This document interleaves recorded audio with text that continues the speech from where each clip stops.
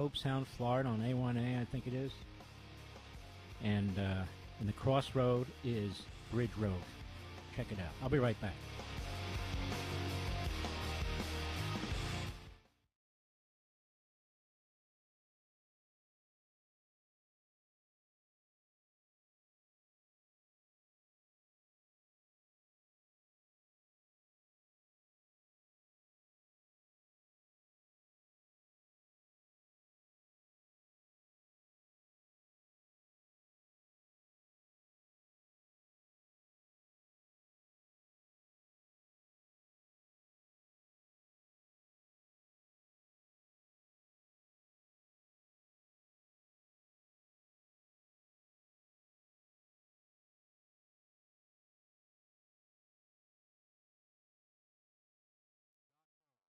Forbes says Newsmax is a news powerhouse. Get Newsmax shares. You can even buy shares with a credit card at newsmaxinvest.com. Whenever making an investment decision, you should consult your attorney or financial advisor. And investors are responsible for conducting their own due diligence regarding investments and for all tax and other risks and obligations. Don't miss out. Find out more at newsmaxinvest.com today.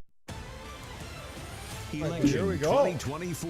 Do it, Joe. This is the Vice Presidential Debate with live reaction and commentary from the Common Sense Club. All right, boys, we're back at it again. I'm guessing Boys are back. This is going to be the last debate I think we're going to be part of. I think it is, guys. Dang it. I think you might be right, though.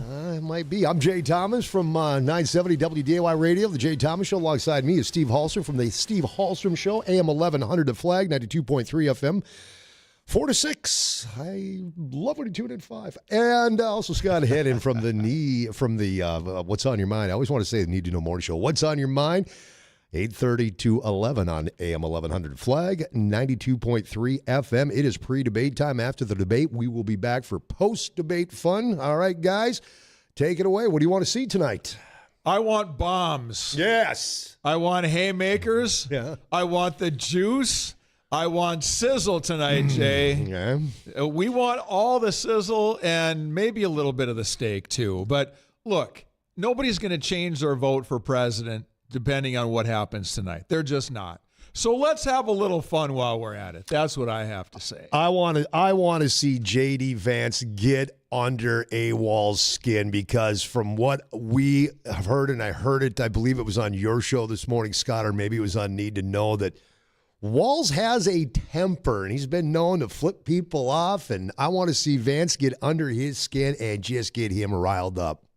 I see that the Tim Walz campaign team told CNN tonight that they fear Vance is going to make Walz come across as either a moron or a raging bull. Well, we're about to find out. Or even an out-of-whack liberal vouching for another out-of-whack liberal. This is from Walz allies, by the way. Really? Friends like that. Who needs enemies, right? Exactly. I'm with Steve. I want J.D. Vance to use this moment to really just expose Tim Walz for the absolute total buffoon he is. And he is a buffoon. He's an absolute disaster. He has taken my beautiful hometown state, born and raised an Iron Ranger, and he is running it into the ground. Yeah, and I think there's a treasure trove of things you can bring up about what has happened in Minnesota, from Minnesota burning during the COVID lockdowns to tampons in boys' bathrooms. Yeah, the last legislative session was absolutely a disaster. Literally forcing Moorhead school districts and other school districts all throughout Minnesota to put menstrual products in boys' bathrooms. Mm-hmm. Starting with the elementary grades. I mean, just ridiculous, not to mention turning Minnesota into an abortion sanctuary state. That's one of those, they called it abortion tourism. Mm-hmm. They wanted Minnesota to be the kind of place where, you could, an underage girl could come get an abortion and wouldn't have to tell her parents. Yep. Same thing with the gender surgery. No judging here. Come have your gender surgery and you don't have to tell your parents. Pathetic. This is extreme. I think it represents a small sliver of the overall American public. There's not people that get up every day saying, I want kids to be able to have gender surgery and not tell their parents about it. People don't get up and think that way, right? This is nuts. Most don't. And that's Tim Walz's Minnesota. So J.D. Vance has a target-rich environment tonight. His military garbage that he pulled? Yeah, the Stolen Valor. Yep. Yeah, absolutely. I understand we have somebody in the guest that served with Tim Walz tonight. Really? Yeah, Is that right? yeah. You make So sure you hunt that person down with the microphone. We'll find them down tonight, as a matter of fact, and see what other stories they can tell us. But yeah, it's a target-rich environment. You got Margaret Brennan and Nora O'Donnell, who will be the two super libs. It no doubt will be much like it was for Donald Trump, 3-on-1. The two of them and Tim Walz against J.D. Vance. But, we're used to that. Look, J.D. Vance came out of Yale Law School, right? He's got a great story. He's, a rags to riches story that's pretty incredible. A whole book has been written about it, movies done about it, the Hillbilly Elegy. And so it'll be exciting to see him, say who he is. At the same time exposing Tim Walz. That's what I'm looking for. Steve and I were talking about this earlier. Let's count the mic shutoffs tonight, because this is going to be interesting. Mics will not be automatically muted, although they can be muted at the determination of the moderators. So let's get ready to count that one out, boys. Steve? I like it. You should not have someone that just won't shut up and doesn't let anybody else talk. So as with all things, it depends on how they do it. They're going to have to, if they're going to have the mics open, they obviously want a back and forth, which can be good. But at some point, if someone just keeps railing and they've made their point 6 times and they just want to keep shouting louder, you should be able to shut the mic off. So I just hope they do that well. I am hopeful about this debate tonight with the moderators. And they can't be worse than what we saw last time. No, I don't know. With the ABC. You don't think so? Well, it's Nora O'Donnell and Margaret Brennan. I mean, have you ever watched Margaret Brennan on CBS No. Face the Nation? No. Never watched it? I don't watch that garbage. Just a power lib. I mean, these two are just so. I wouldn't be so sure. I'm hopeful. You know. I'm just saying that I have felt for a few years now that of the 3 major news organizations, ABC, NBC, CBS, that CBS has generally been the least biased. I'm not saying they're perfect. It's And like the most polished turd. I get it. But I'm hopeful that they can do what CNN did. CNN did a very good job in the first debate. Now, they might have been trying to kill Joe Biden. I get all of that. But what we saw the other night from ABC was an embarrassment to the profession. What CNN did, I thought they were fair, very fair. And I think you can be who you are as a liberal and still run a fair debate. So I am hopeful. I'll leave it at that. I do hope that we see J.D. Vance do what I was begging Donald Trump to do to Kamala Harris, and that is get him, Tim Walz, on his heels tonight, because they have to defend things that are indefensible. And she was not made to do that in the last debate. I hope that J.D. Vance can do that tonight, to ask him the questions that I'm begging for someone to ask. Why can you not get inflation under control? Why do gas prices remain stubbornly high? Why is crime such an issue across our country? Why can you not get security at the border? You can go on and on. Why do we have 18 wars going on overseas right now? Yeah, exactly. What do we have, literally ballistic missiles raining on Israel? Yeah, we do. No. Raining on Israel. Not to mention we're coming off North Carolina when Joe Biden's at the beach and Kamala Harris has been blowing off FEMA hearings. Yep, exactly. And nowhere. I saw some coverage today from North Carolina, people saying, is it too much to ask to have one press conference? We have nothing here with no cell phone service. The roads are out, nothing. They're totally ignoring it. You have pilots that are using their personal helicopters to get product to people in need. Now we're finding out there's bodies being found in trees. I saw that. And you have a look. I understand you're not there day 1 or day 2 because of the chaos that's going to cause on top of the chaos. That's what FEMA's for, by the way. I'm talking about the president, Scott. But you can at least get your arse off the beach in Delaware and get back to the White House and look like you give a damn about something. Both these two knuckleheads. So I hope Vance goes after him for that as well tonight. Here's what I want. I want to see beads of sweat rolling off Walz's forehead because he's getting the living crap kicked out of him by J.D. Vance. And you know what's going to happen. The narrative from the Harris camp and the media will come back. Well, he always said he wasn't a good debater. They're using that narrative now because I think they know it is going to be a shellacking tonight. That's the oldest game in the book. Of course it is. They try and lower expectations. Of course. They've been telling us that for how many years now? Since Biden's in office. Lower your expectations. They even leaked the story that supposedly Tim Walz, in his interview with Kamala Harris on whether or not he would be the VP nominee, I'm a bad debater. told her that I'm a bad debater. I mean, they leaked that story, right?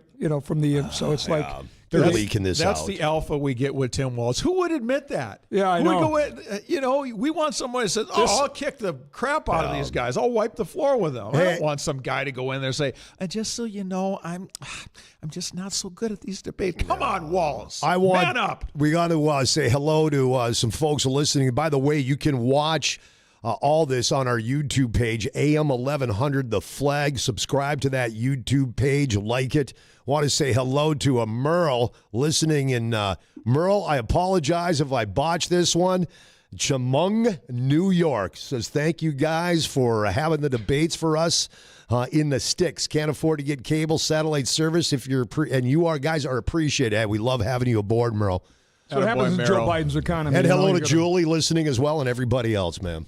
Awesome stuff. And we're looking good watching, tonight. I mean, are we not? I'm looking at the display. Did you marathon in here? It looks like you just got done running a marathon, buddy. No, that's Sunday. That is Sunday. That's right. Not yet. Down in Tim Walz's Minnesota. Yeah, it's going to contribute to the economy. Last year, the nanny state of Minnesota canceled the race and wouldn't let us run because it was going to be as hot as it was as we trained all year long. But anyway, that's a story for another day. I think they know what's best, Steve. They know what's best. Uncle Walz knows what's best for the people. Yeah. I think one of the tactics that J.D. Vance can use tonight is just pull stuff out of the headlines. There's so much. You don't have to say, I think that you guys are doing a bad job of this, that, or the other. Remember just a few days ago, we had those new ICE numbers that came in about the gotaways and the migrants with convictions. Just ask them about that. Okay, you're the head coach of the football team, and this is what's happening with your team right now. So how do you account for this? How do you account for 19 wars going on overseas right now, and all that money you gave Iran, look at what is coming back to us now and to our best ally, Israel. So I think you can be a real gentleman tonight and just roast him all the same. Well, remember the argument on that money. Well, that money, they can't use it for this. They can only use it for humanitarian. Where I'll go are you kidding me? They're going to use that money to go after who they want to go after. And that's exactly what they're doing. 100% right. 7:40 Central Standard Time right now. The debate will start at 8 o'clock. The debate is 90 minutes. The candidates are going to receive 2 4-minute breaks. We don't know when those breaks will happen. When they do happen, we'll be back here. Now, I will tell you, for you folks that are watching us on our YouTube channel, AM 1100 The Flag, get the word out to your friends. Get them on there watching, subscribe. We will do a post-debate show, and we have a blast with that. We take calls from around the country. You're more than welcome to call in. Again, make sure you subscribe to that page. We will be doing commentary during the debate, so please understand that's how we roll over here. We'll try to keep it limited, but we're gonna have fun. We like having fun doing this. So, and again, we got the chat room is up and rolling. And if I feel that somebody looks like they're a bot or there's bots in here, I'm gonna knock you out of there. We're not gonna play that game. So enjoy yourself, have fun, have good lively debate in there. I ain't playing that game, baby. I ain't playing tonight. That's right. Walz Vance coming up here. Yeah. So typically the running mates are the ones who kind of drop the bombs. Yeah. They're the attack dogs. They're the ones who can be a little uncouth at times. They're the ones that can be the instigators or whatever because they got to make their boss seem, kind of above the fray at times. So I think this could be really good tonight. And J.D. Vance they're basically like the enforcers, like Oglethorpe and Slapshot. They're the enforcers. Yeah, exactly. And, I think J.D. Vance is smooth enough that he can kind of kill you without you realizing you're being killed at the time. I think he's stealthy like that. That was sort of the impression I got from the convention when I heard him for the first time. Tim Walz has not debated that much. When you really think about it, as governor, he debated Scott Jensen one time and then just kind of disappeared. And Jensen had him on the ropes, and you know what he did? He didn't fire back. He didn't get unruly. He kind of shut down and kind of pouted and took his ball and went home. Now, he can't do that tonight because the whole world is watching. But I just don't know how we're going to see him respond. Well, but whoever prepped Kamala Harris for the last debate probably prepped him as well. Yeah. So my sense is he's going to have a fairly good night tonight, at least in the way he handles the game. Does he have any substance? That's what I want to see. Yeah, Tim Walz is one of these guys, I think, that doesn't understand one of the rules of nature, and that is everybody has a plan until they get punched in the face. Then they don't have a plan anymore, and I think that's what's going to happen tonight. Scott, you going to go out there and talk to folks? Hold on, I got to find which mic that is. Me? There we go. Now we got you. One you just hit. His debate coach was Pete Buttigieg. Buttigieg, yeah, that's who he was getting coached by. A couple of alphas going at it in that prep room there. Oh, that's adorable. That should bode for a wuss fest. Hey, Scott, find the guy first that was that served with Walz. Find that guy. Is it true somebody here served with Tim Walz in the Minnesota National Guard? Is that true? Look at the look on her face. She's like in shock. She wants to hear from that guy. He's in there with Jeff. Yes, it's true. Yeah, he's right there. He's in there with our news guru Jeff I got Aiken. you. Okay, he's right over here. He's got the hat on. Someone tell a news director that he's not the star of this show. Yeah, he can't be Jay, pulling the good guests in the. You have to shut your yap for a few minutes. Come on. That's no fun. All right, we're going to come over and chat with the gentleman here who is in our audience tonight, and we understand served with Tim Walz. How are you? Good. How about yourself? Good. So you were a member of the Minnesota Guard. Yes. And tell us a little bit about your time with the famous Tim Walz. I was a full-time supply guy down in New Ulm with him. I've served with him. He was a cocky, conceited prick. Let's go. We're dropping bombs already. He was, huh? So is that pretty much what everybody thought about him? Most of them. I mean, like I was telling Jeff, if you're not part of his little buddy system, he was back in cantonment drinking while the rest of us were out in the field training. Wow. So I would imagine that didn't endear him to his fellow guardsmen. No. And basically when he retired, they pulled his sergeant major rank off his shoulder and put his E8 rank back on. Was that widely known? Yes. And I don't know why people are saying he was sergeant major. He was only a sergeant major for a few months while he was in school. Interesting. So you're not a fan for obvious reasons. Yes. I grew up in East Grand Forks and lived in Minnesota my whole life. I moved to North Dakota when I came back this way because I couldn't stand Tim Walz. Interesting. Thanks for sharing that story. Thank you, Scott. Yeah. So it's fun to hear firsthand from folks that been there, done that, and know a little bit about Tim Walz. Let me come back out and talk to some of the folks here that are getting ready for tonight. All right, folks. The big event starts in a few minutes here. We're 15 minutes away. J.D. Vance, Tim Walz, what are you watching for tonight? Blood. Blood? Why do you want blood? I want something. The last debate was a debacle. I'd like truth. I'd like him to get angry. I'd like him to defend himself. I'd like a follow-up question, at least a follow-up question. I'd like to see some answers. I'd like to see him put on the ropes. I'd like the moderators put on the ropes. Nothing else. All right. I'm all for it. I love it. Let's do it. What do you want tonight? Want to see more action with both candidates because they'll represent the people. And, yeah, that's it. All right. Good stuff. I like it. How about you folks? What are you watching for tonight? Just saying the topics. Just go straight out how the economy has been for the last 3.5 years or 3.25 years, and just stay on there. Let them know that Kamala Harris has been in, essentially in power, or just remind people that she's in the cabinet and talk about and bring up Minnesota issues that Walz has created and why I don't want to go back over there. Yeah, good for you. Yeah, not a bad idea. How about you? What do you want tonight, man? I just want J.D. Vance just to basically wipe the floor with the Walz where he gets so caught up where he has no idea what he's saying. We are rooting for J.D. Vance to go for the juggler tonight. This is going to be fantastic. All right, give me get around the room here. We got another nice crowd here. By the way, everybody like the potato bar tonight from Casey Joe's? Huh? Good stuff. Yeah, and some chili. We fed them well tonight. What are you looking for tonight? I want to see J.D. Vance get Walz to trip himself up. Kind of let him, give him enough rope to hang himself. Let him find his own. Let him do it to himself. What do you think is Walz's biggest vulnerability? Probably just about everything, but I think it's just his fact that he's hiding his true leftist ideas. I think that'll expose him. He's not going to be able to hide it if he gets up there. JD's got to pull it out of him. Yep. Put him on notice. What do you want tonight?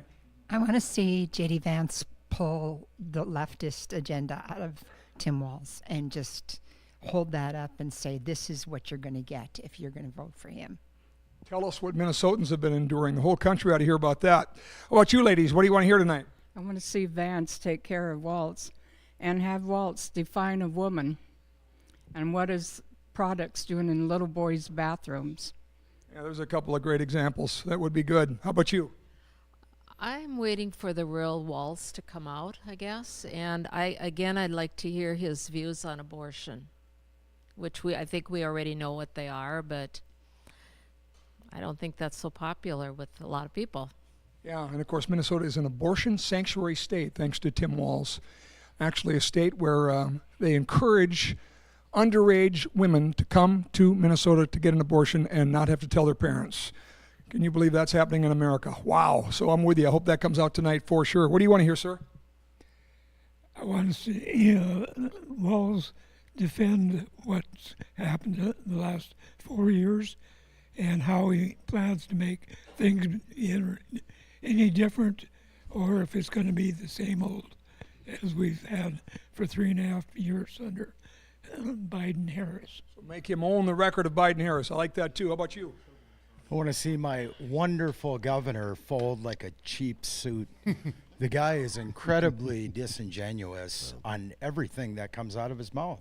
He just lies about everything. And I want to see him get exposed, sweating bullets. Like you guys said earlier, I want to see some bombs be dropped. Yeah, the guy's just a disgrace. This crowd is fired up and ready for some red meat tonight. That's going to be fantastic. Let's go back over here in the corner. What are you waiting for tonight? Truth and justice. That means Walz falling flat in his face. I would like to take my state back. There you go. You're a Minnesotan too, huh? I am. Yes. Had enough of Tim Walz, Minnesota? Oh, for sure. How about you? I would like to see Vance hold him accountable for his ties to China and, some of the communism. I mean, how many years has Walz been tied to China? I mean, Vance should have a lot of ammo tonight. And so hopefully he holds him accountable for that. Yeah, good point. That one took actually high school students to China for 30 years. Yes. Honeymooned in China. Yeah. Weird. Talk about weird and creepy. Let's talk about that. I agree. How about you, sir? I'd like to see him go down in flames. All right. That's well said and succinct. How about you? I'm Minnesota, but I'm also thinking so much about borders and stuff, and I want to see these guys take some responsibility for the missing people at the borders, the children, the women.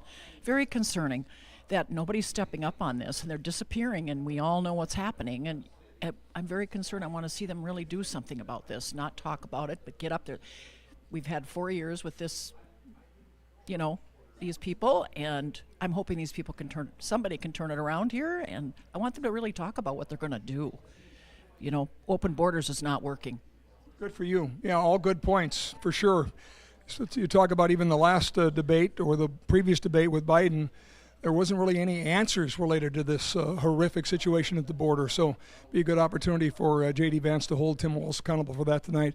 How about you, sir? What do you want? I want to talk about the $250 million fraud in the Feeding Our Future program in the state of Minnesota, of which Walz was the ostensible head of during this. I want to talk about the George Floyd riots, of which Walz was responsible for. Of Walz not doing anything for 3 days and trying to blame it on the on the mayor of Minneapolis. I want to talk about Walz's goons shooting people with paintballs for violating the curfew during the COVID lockdown, which was completely unnecessary and lasted. You know what the worst thing about 2 weeks to flatten the curve is? The first 3 years. Yeah. I want to talk about all those things. Good for you. Good for you. Yeah, way to do it. And there is a target-rich environment tonight. No doubt about that. You heard that from the audience tonight. We love Flag Nation. Thank you for being here. Get ready for the debate just a few minutes away, and we'll be back out during one of the breaks to see what you think. How about those guys, folks? Yeah, fantastic. Again, we want to thank Casey Joe's Catering for catering in this potato bar tonight. How outstanding was that? It was fantastic. Debate, we are, about 7 minutes away from this debate. Looking forward to it. Again, we ask you if you're haven't done it yet, make sure you subscribe to AM 1100 The Flag, our YouTube channel. You can watch these shows when we do them. Also throw other videos up there once in a while. We also have Flag Plus subscriptions tonight, 20% off. It's tonight only. If you go to flagfamily.com/debate, you'll get 20% off. And perks come with membership, like the big event coming up, I believe, October 17th. Michelle Tafoya and Liz Collins. It's going to be a fun night. We're looking forward to that. Coming to town. Speaking of Tim Walz, Liz Collins knows a little bit, so does Michelle Tafoya. Yeah, they do. How about that crowd with us tonight, the live in-studio audience? These people are fired up. They want blood. We all want blood. Yeah. We want more for our money because we didn't get it with the Harris and Trump debate. Exactly. We want an actual debate. We want our money's worth tonight. A little fur flying back and forth. Mm-hmm.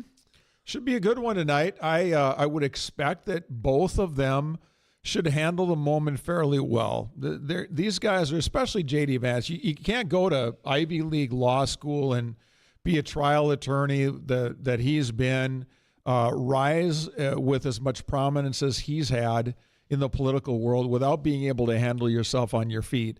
I don't know about Tim Walz in that respect. Blois Olson is somebody I follow quite a bit who follows the Minnesota political scene. And his morning take this morning talked a little bit about that there are a lot of people that are kind of at arm's length from Tim Walz that say he might be intimidated by Vance. Now, I don't know if that's true or not, but it's apparently more than one person who says, he's admitted to Harris apparently during the interview process. I think, Scott, you mentioned this earlier, that I'm not a great debater. J.D. Vance is a very good debater, very good on his feet. You can tell in the interviews that he's done that he can handle himself when the bullets start flying. So I don't know what we're going to get from Tim Walz. I feel like he should be prepared, but is there something in the back of his mind? We've already established he's not an alpha.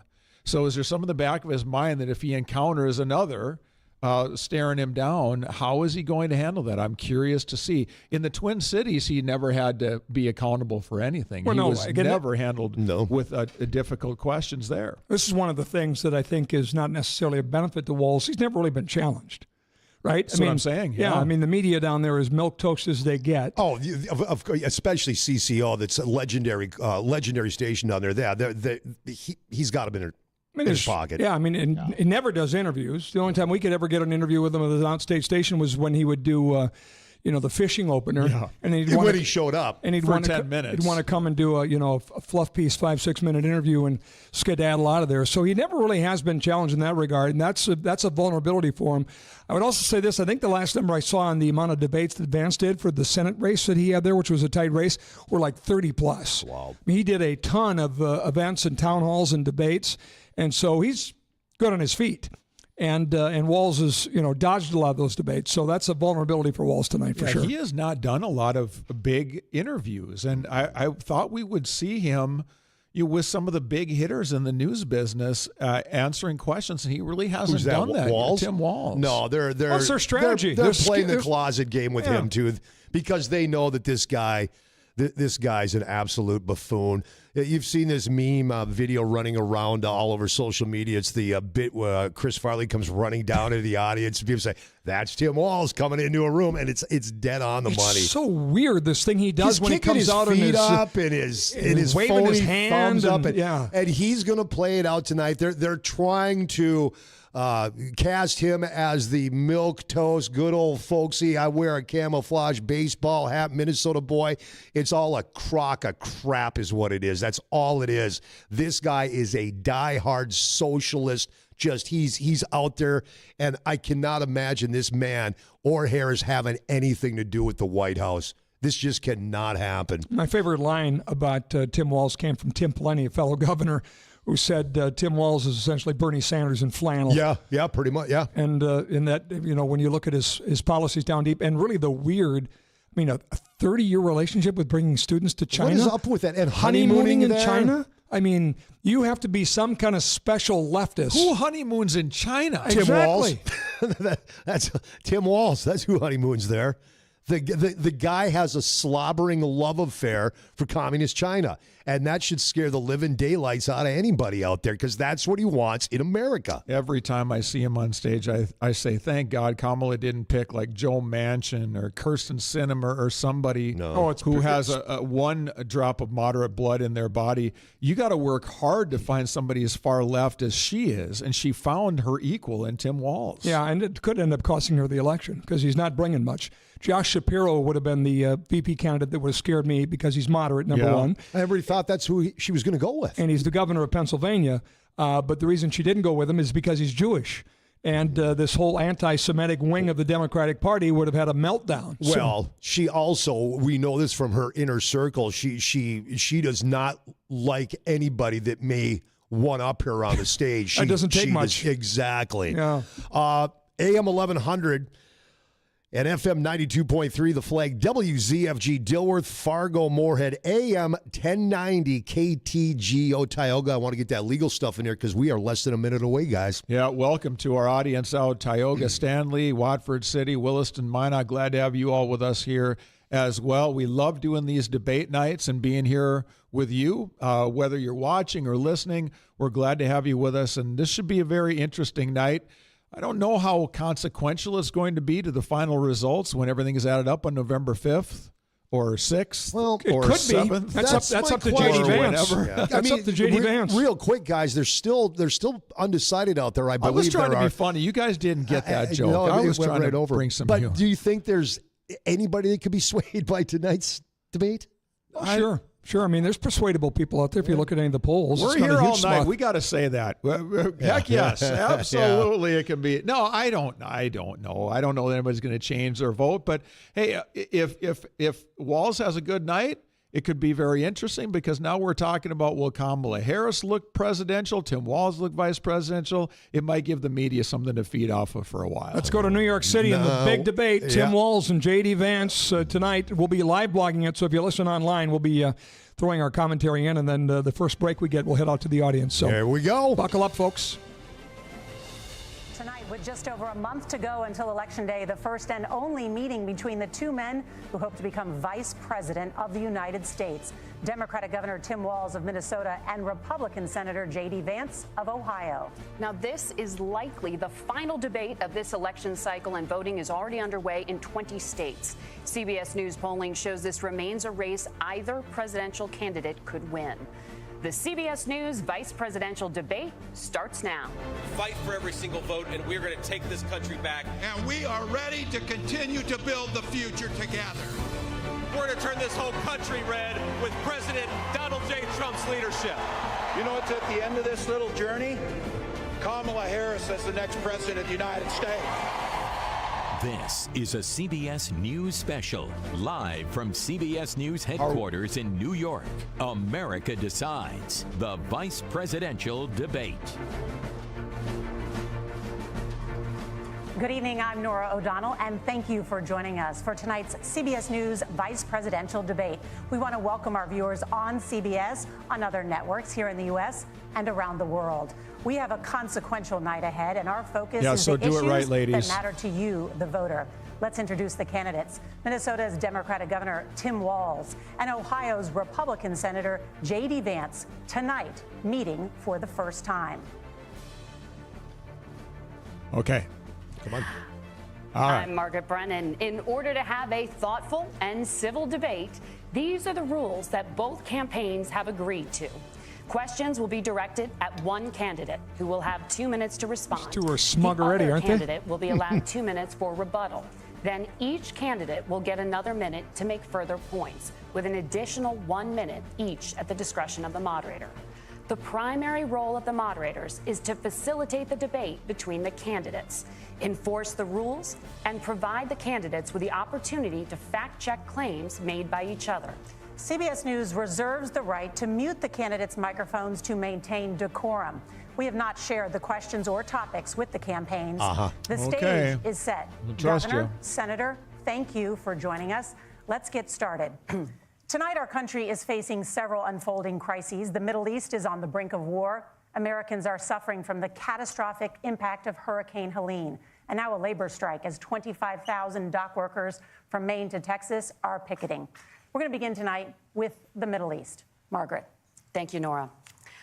Earlier today, Iran launched its largest attack yet on Israel, but that attack failed, thanks to joint U.S. and Israeli defensive action. President Biden has deployed more than 40,000 U.S. military personnel and assets to that region over the past year to try to prevent a regional Yet there are war. no troops, Iran American is troops in weakened. harm's way. The U.S. still considers it the largest state sponsor of terrorism in the world, and it has drastically reduced the time it would take to develop a nuclear weapon. It is because we down gave them now $6 billion, to 1 but oh well. or 2 weeks' time. Thanks for Governor the history Walz, lessons. if you were the final voice in the Situation Room, would you support or oppose a preemptive strike by Israel on Iran? You have 2 minutes. Well, thank you. And thank you for those joining at home tonight. Let's keep in mind where this started. October 7th, Hamas terrorists massacred over 1,400 Israelis and took prisoners. Israel's ability to be able to defend itself is absolutely fundamental. Getting its hostages back, fundamental, and ending the humanitarian crisis in Gaza. But oh boy. The expansion of Israel and its proxies Joe is Biden-itis an here. absolute fundamental necessity for the United States to have the steady leadership there. You saw it experienced today, where along with our Israeli partners and our coalition, able to stop the incoming attack. But what's fundamental here is that steady leadership is going to matter. It's clear, and the world saw it on that debate stage a few weeks ago, a nearly 80-year-old Donald Trump talking about crowd sizes is not what we need in this moment. But it's not just that. It's those that were closest to Donald Trump that understand how dangerous he is when the world is this dangerous. His chief of staff, John Kelly, said that he was the most flawed human being he'd ever met. Oh, here we go. Both of his secretaries of defense and his national security advisors said he should be nowhere near the White House. Now, the person closest to them, Donald Trump, said he's unfit for the highest office. That was Senator Vance. What we've seen out of Vice President Harris is we've seen steady leadership. We've seen a calmness that is able to draw on the coalitions to bring them together. Understanding that our allies matter.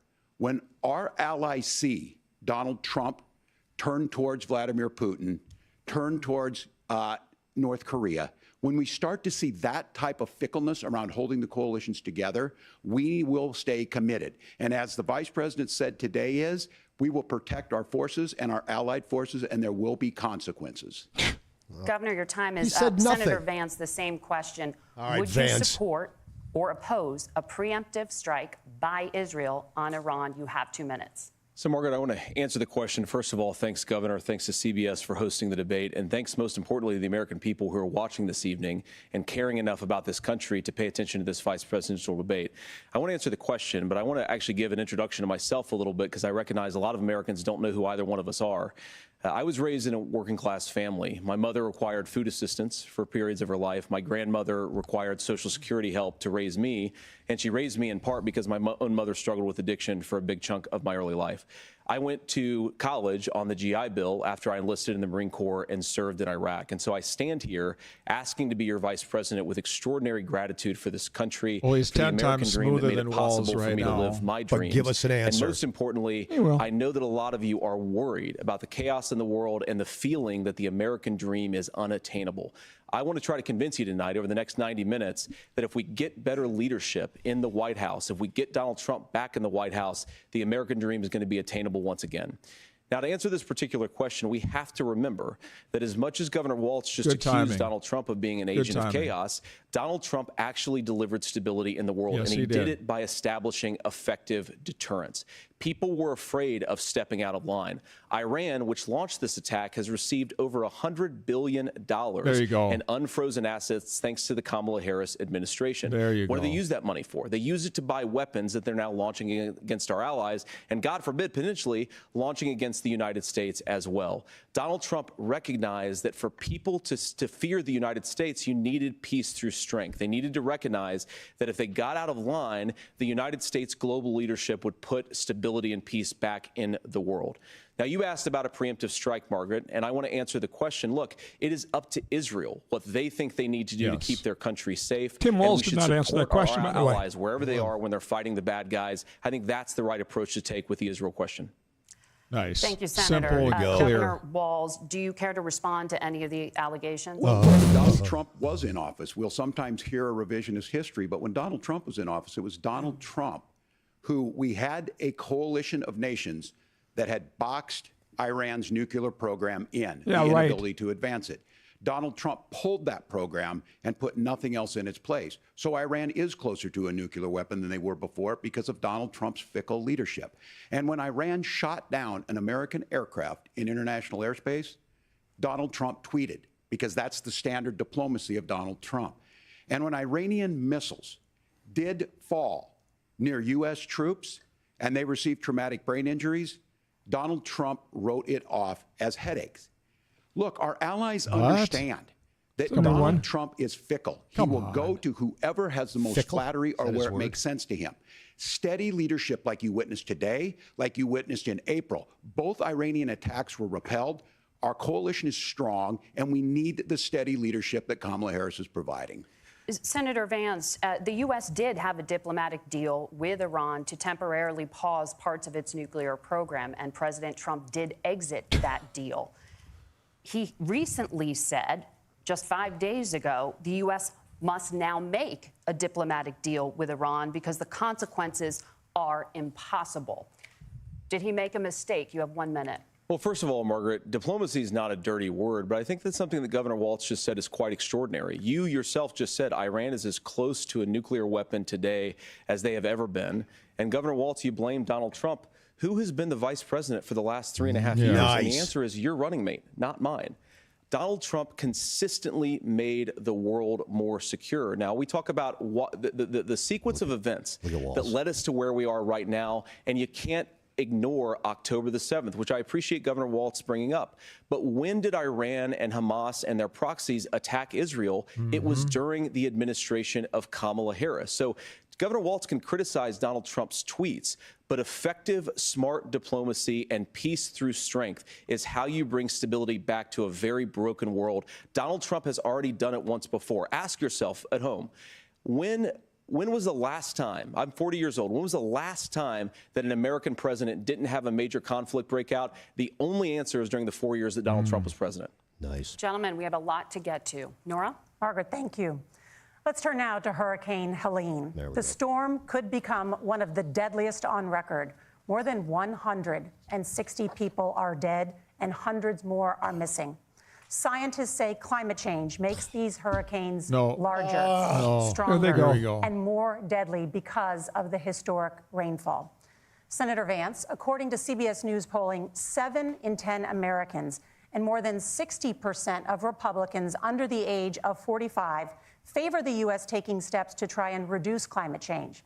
Senator, what responsibility would the Trump administration have to try and reduce the impact of climate change? I'll give you 2 minutes. Sure. So first of all, let's start with the hurricane because it's an unbelievable, unspeakable human tragedy. I just saw today actually a photograph of 2 grandparents on a roof with a 6-year-old child, and it was the last photograph ever taken of them because the roof collapsed and those innocent people lost their lives. And I'm sure Governor Walz joins me in saying our hearts go out to those innocent people, our prayers go out to them. That's a sneaky leadership move right there. He keeps bringing Tim Walz to nod along with as many him. lives as possible, and then of course afterwards to help the people in those communities rebuild. I mean, these are communities that I love. Some of them I know very personally in Appalachia, all across the Southeast. They need their government to do their job, and I commit that when Donald Trump is president again, the government will put the citizens of this country first when they suffer from a disaster. Nice. And Nora, you asked about climate change. I think this is a very important issue. Look, a lot of people are justifiably worried about all these crazy weather patterns. I think it's important for us, first of all, to say Donald Trump and I support clean air, clean water. We want the environment to be cleaner and safer. But one of the things that I've noticed some of our Democratic friends talking a lot about is a concern about carbon emissions, this idea that carbon emissions drives all of the climate change. Well, let's just say that's true, just for the sake of argument, so we're not arguing about weird science. Let's just say that's true. Well, if you believe that, what would you want to do? The answer is that you'd want to reshore as much American manufacturing as possible, and you'd want to produce as much energy as possible in the United States of America because we're the cleanest economy in the entire world. Bingo. What have Kamala Harris's policies actually led to? More energy production in China, more manufacturing overseas, more doing business in some of the dirtiest parts of the entire world. And when I say that, I mean the amount of carbon emissions they're doing per unit of economic output. So if we actually care about getting cleaner air and cleaner water, the best thing to do is to double down and invest in American workers and the American people. And unfortunately, Kamala Harris has done exactly the opposite. Way to turn that around, Governor Walz, man. you have 2 minutes to respond. Well, we got close to an agreement because all those things are happening. Look, first of all, it is a horrific tragedy with this hurricane, and my heart goes out to the folks that are go down back there, to what all these things we're doing that are almost happening. I serve as co-chair of the Council of Governors as we work together on these emergency managements. Governors know no partisanship. They work together. So all of the governors and the emergency responders are on the ground. Those happen on the front end. The federal government comes in, makes sure they're there to that we recover, but we're still in that phase where we need to make sure that they're staying there, staying focused. Now, look, coming back to the climate change issue, there's no doubt this thing roared onto the scene faster and stronger than anything we've seen. Senator Vance has said that there's a climate problem in the past. Donald Trump called it a hoax and then joked that these things would make more beachfront property to be able to invest in. What we've seen out of the Harris administration now, the Biden-Harris administration, is we've seen this investment. We've seen massive investments, the biggest in global history that we've seen in the Inflation Reduction Act. Spent a lot of money. Created jobs and all offshore across the energy. country. 2000 in Jeffersonville, Ohio, taking the EV technology that we invented and making it here. 200,000 jobs across the country. The largest solar manufacturing plant in North America sits in Minnesota. But my farmers know climate change is real. They've seen 500-year droughts, 500-year floods back to back. But what they're doing is adapting, and this has allowed them to tell me, look, I harvest corn, I harvest soybean, and I harvest wind. We are producing more natural gas and more oil at any time than we ever have. We're also producing more clean energy. So the solution for us is to continue to move forward that climate change is real. Reducing our impact is absolutely critical, but this is not a false choice. Foolish. You can do that at the same time you're creating the jobs that we're seeing all across the country. That's exactly what this administration has done. We are seeing us becoming an energy superpower for the future, not just the current. And that's what absolutely makes sense. And then we start thinking about how do we mitigate these disasters. Thank you. Senator, I want to give you an opportunity to respond there. The governor mentioned that President Trump has called climate change a hoax. Do you agree? Well, look, what the president has said is that if the Democrats, in particular Kamala Harris and her leadership, if they really believe that climate change is serious, what they would be doing is more manufacturing and more energy production in the United States of America, and that's not what they're doing. So clearly, Kamala Harris herself doesn't believe her own rhetoric on this. If she did, she would actually agree with Donald Trump's energy policies. Now, something Governor Walz said I think is important to touch upon, because when we talk about clean energy, I think that's a slogan that often the Democrats will use here. And I'm talking, of course, about the Democratic leadership. And the real issue is that if you're spending hundreds of millions or even billions of dollars of American taxpayer money on solar panels that are made in China, number one, you're going to make the economy dirtier. We should be making more of those solar panels here in the United States of America. Some of them are, Tim, but a lot of them are being made overseas in China, especially the components that go into those solar panels. So if you really want to make the environment cleaner, you've got to invest in more energy production. We haven't built a nuclear facility, I think, one in the past 40 years. Senator. Natural gas, we got to invest more in it. Kamala Harris has done the opposite. That's raised energy prices and also meant that we're doing Senator, worse by the climate. Senator, your time is up. Governor, would you like to respond? Well, look, we're producing more natural gas than we ever have. There's no moratorium on that. Despite We're producing your more, boss. but folks know, and like I said again, these are not liberal folks. These are not folks that are Green New Deal folks. These are farmers that have been drought one year, massive flooding the next year. They understand that it makes sense. Look, our number one export cannot be topsoil from erosion from these massive storms. We saw it in Minnesota this summer. And thinking about how do we respond to that, we're thinking ahead on this. And what Kamala Harris has been able to do in Minnesota, we're starting to weatherproof some of these things. The infrastructure law that was passed allows us to think about mitigation in the future. How do we make sure that we're protecting by burying our power lines? How do we make sure that we're protecting lakefronts and things that we're seeing more and more of? But to call it a hoax and to take the oil company executives to Mar-a-Lago, say, give me money for my campaign and I'll let you do whatever you want. We can be smarter about that, and an all-above energy policy is exactly what she's doing, creating those jobs right here. Governor, your time is up. The overwhelming consensus among scientists is that the Earth's climate is warming at an unprecedented rate. Margaret? Thank you, Nora. Oh, my gosh, here we that go. was pathetic. Immigration. The crisis at It's the U.S. 3 against 1 again. border Yep. I take back consistently every ranks hope as I one of had the in this top debate. issue My for gosh. American voters. Senator Vance, your campaign is pledging to carry out the largest mass deportation plan in American history and to use the U.S. military to do so. Could you be more specific about exactly how this will work? For example, would you deport parents who have entered the U.S. illegally and separate them from any of their children who were born on U.S. soil?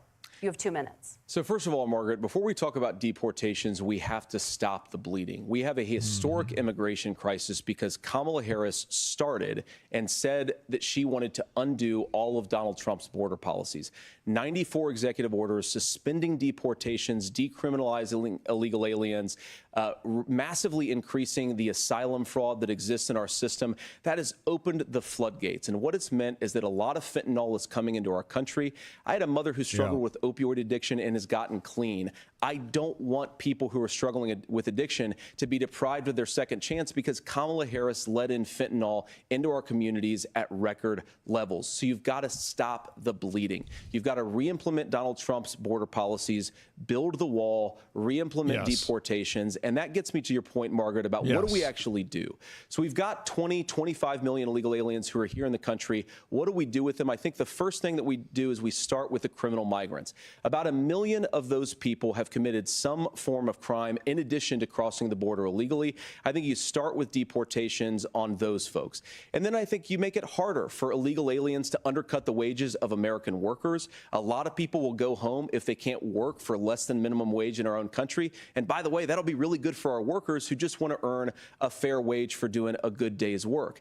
And the final point, Margaret, is you ask about family separation. Right now in this country, Margaret, we have 320,000 children that the Department of Homeland Security has effectively lost. Nice. Some of them have been sex trafficked. Some of them hopefully are at homes with their families. Some of them have been used as drug trafficking mules. The real family separation policy in this country is unfortunately Kamala Harris's wide open southern border.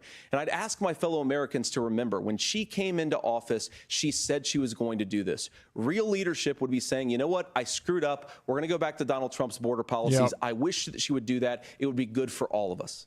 Great answer. Governor, Gave just enough detail. Do you care to respond to any of those specific allegations, including that the vice president is, quote, letting in fentanyl and using kids as drug mules, among other things? Yeah, well, you better respond to that. The drug mule is not true, but I will say about this, about the fentanyl, because this is a crisis of this, the opioid crisis. And the good news on this is the last 12 months saw the largest decrease in opioid deaths in our nation's history. 30% decrease in Ohio, but there's still more work to do. But let's go back to this on immigration. Kamala Harris was the Attorney General. I don't know if I buy any of those numbers. State in California. She's the only person in this race who prosecuted transnational gangs No, she for didn't. human trafficking and drug Not a single interventions. case. Nope. But look, we all want to solve this. Fact check them on that. Most of us want to solve this. And that is the United States Congress. That's the Border Patrol agents. That's the Chamber of Commerce. That's most Americans out here. That's why we had the fairest and the toughest bill on immigration that this nation's seen. It was crafted by a conservative senator from Oklahoma, James Lankford. I know him. He's super conservative, but he's a man of principle, wants to get it done. Democrats and Republicans worked on this piece of legislation. The Border Patrol said, this is what we need in here. These are the experts. And They did not. They rejected the bill. Said, pass this thing. Fact check that. Get there. 1,500 new border agents. Detection for drugs. DOJ money to speed up these the adjudications on this, just what America wants. But as soon as I was getting ready to pass and actually tackle this, Donald Trump said no, told them to vote against it because it gives him a campaign issue. It gives him to, what would Donald Trump talk about if we actually did some of these things? And they need to be done by the legislature. Well, you can't just do why this don't you through do the them with executive branch. order then? So look, we have It's not the true. You options can to do it do with this. executive branch. Donald Trump did had it. 4 years. He had 4 years to do this. And he promised you, America, how easy it would be. I'll build you a big, beautiful wall. And he was. And Mexico will pay for it. Less than 2% of that wall got built, and Mexico didn't pay a dime. But here we are again, 9 years after he came down that escalator, dehumanizing people and telling them what he was going to do. As far as the deportation plan, at one point, Senator Vance said it was so unworkable to be laughable. So that's where we're at. Pass the bill, she'll sign it. Governor, your time is up. Senator, the question was, will you separate parents from their children, even if their kids are U.S. citizens? You have 1 minute. Margaret, my point is that we already have massive child separations thanks to Kamala Harris's open border. And I didn't accuse Kamala Harris of inviting drug mules. I said that she enabled the Mexican drug cartels to operate freely in this country. And we know that they use children as drug mules. And it is a disgrace, and it has to stop. Look, I think what Tim said just doesn't pass the smell test. For 3 years, Kamala Harris went out bragging that she was going to undo Donald Trump's border policy. She did exactly that. We had a record number of illegal crossings. We had a record number of fentanyl coming into our country. And now that she's running for president, or a few months before, she says that somehow she got religion and cared a lot about a piece of legislation. The only thing that she did when she became the vice president, when she became the appointed border czar, was to undo 94 Donald Trump executive actions that opened the border. This problem is leading to massive problems in the United States of America. Parents who can't afford health care, schools that are overwhelmed. It's got to stop, and it will when Donald Trump is president again. Senator, your time is up. Governor, what about our CBS News polling, which does show that a majority of Americans, more than 50%, support mass deportations? Look, we fix this issue with a bill that is necessary, but the issue on this is what happens when you don't want to solve it. You demonize it. And we saw this, and Senator Vance, and it surprises me on this, talking about and saying, I will create stories to bring attention to this. That vilified a large number of people who were here legally in the community of Springfield. What's he talking about? The Republican governor said, it's not true, don't do it. There's consequences for this. I have no idea what that was. We could come together. Senator Langford did it. We could come together and solve this. He just said if we you had 3 years to do it. You did nothing to make it an issue. You undid and the consequences in Springfield were the governor had to send state law enforcement to escort kindergartners to school. I believe Senator Vance wants to solve this, but by standing with Donald Trump and not working together to find a solution, it becomes a talking point. And when it becomes a talking point like this, we dehumanize and villainize other human beings. We're not in kindergarten. There we go. Governor, your time is up. Senator, I'll give you 1 minute, but let me just ask you the question first. The governor has made the point, and I think as a sitting lawmaker, you know that Congress controls the purse strings and any funding. So you have said repeatedly that Donald Trump would, through executive action, solve this. Do you disagree that Congress controls the purse strings and would need to support many of the changes that you would actually want to implement? You have 1 minute. Easy question. First of all, the gross majority of what we need to do at the southern border is just empowering law enforcement to do their job. I've been to the southern border more than our borders are. Kamala Harris has been. And it's actually heartbreaking because the Border Patrol agents, they just want to be empowered to do their job. Of course, additional resources would help, but most of this is about the president and the vice president empowering our law enforcement to say, if you try to come across the border illegally, you've got to stay in Mexico, you've got to go back through proper channels. Now, Governor Walz brought up the community of Springfield, and he's very worried about the things that I've said in Springfield. Look, in Springfield, Ohio, and in communities all across this country, you've got schools that are overwhelmed. You've got hospitals that are overwhelmed. You've got housing that is totally unaffordable because we brought in millions of illegal immigrants to compete with Americans for scarce homes. The people that I'm most worried about in Springfield, Ohio, are the American citizens who have had their lives destroyed by Kamala Harris's open border. It is a disgrace, Tim. And I actually think, I agree with you. I think you want to solve this problem, but I don't think that Kamala Harris does. Senator, your time is up. Governor, you have 1 minute to respond. Yeah, well, she constantly gives him time to respond. Law enforcement that asked for the bill. Are you surprised? They helped craft it. They're the ones that supported it. That's because they know we need to do this. Look, this issue of continuing to bring this up, of not dealing with it, of blaming migrants for everything. On housing, we could talk a little bit about Wall Street speculators buying up housing and making them less affordable, but it becomes a blame. Look, this bill also gives the money necessary to adjudicate. I agree. It should not take 7 years for an asylum claim to be done. This bill gets it done in 90 days. Then you start to make a difference in this. That's not how we solve this and you start to adhere problem. to what we know, American principles. Look, I don't talk about my faith a lot, but Matthew 25:40 talks about, to the least amongst us, you do unto me. I think that's true of most Americans. They simply want order to it. This bill does it. It's funded. It's supported by the people who do it. And it lets us keep our dignity about how we treat other people. Thank you, Governor. And just to clarify for our viewers, Such a childish Springfield, Ohio answer. does have a large number of Haitian migrants who have legal status, temporary protected status. Nora? but Thank you, Senator. We have so much to get to. Yeah, of course we do. Yeah. What the hell? The rules were that The you guys weren't economy- going to fact check, and since you're fact checking me, Good. I think it's important to say there what's you go. actually going on.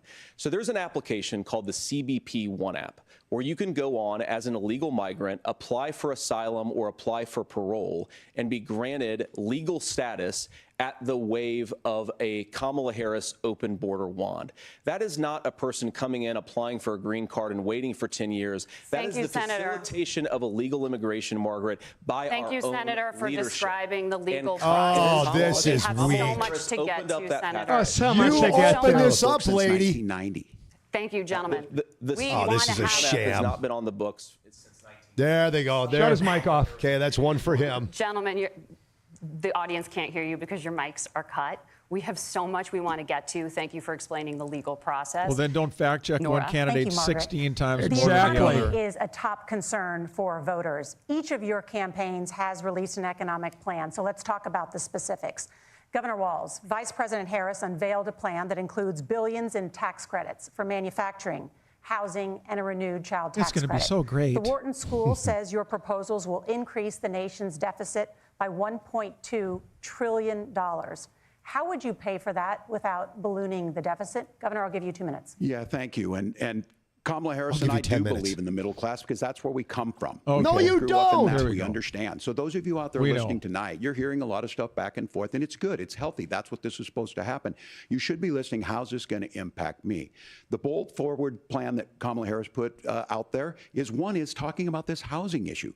The one thing is there's 3 million new houses proposed under this plan with down payment assistance on the front end to get you in a house. A house is much more than just an asset to be traded somewhere. It's foundational to where you're at. And then making sure that the things you buy every day, whether they be prescription drugs or other things, that there's fairness in that. Look, the $35 insulin is a good thing, but it costs $5 to make insulin. They were charging $800 before this law went into effect. As far as the housing goes, I've seen it in Minnesota. 12% more houses in Minneapolis, prices went down on rent 4%. It's working.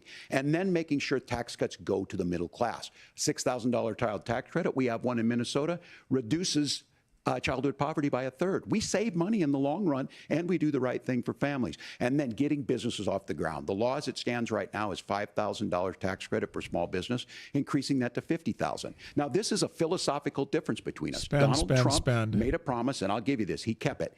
He took folks to Mar-a-Lago, he said, you're rich as hell, I'm going to give you a tax cut. He gave the tax cuts that predominantly went to the top class. What happened there was an $8 trillion increase in the national debt, the largest That's ever. not true. That was he's COVID, you proposing dope.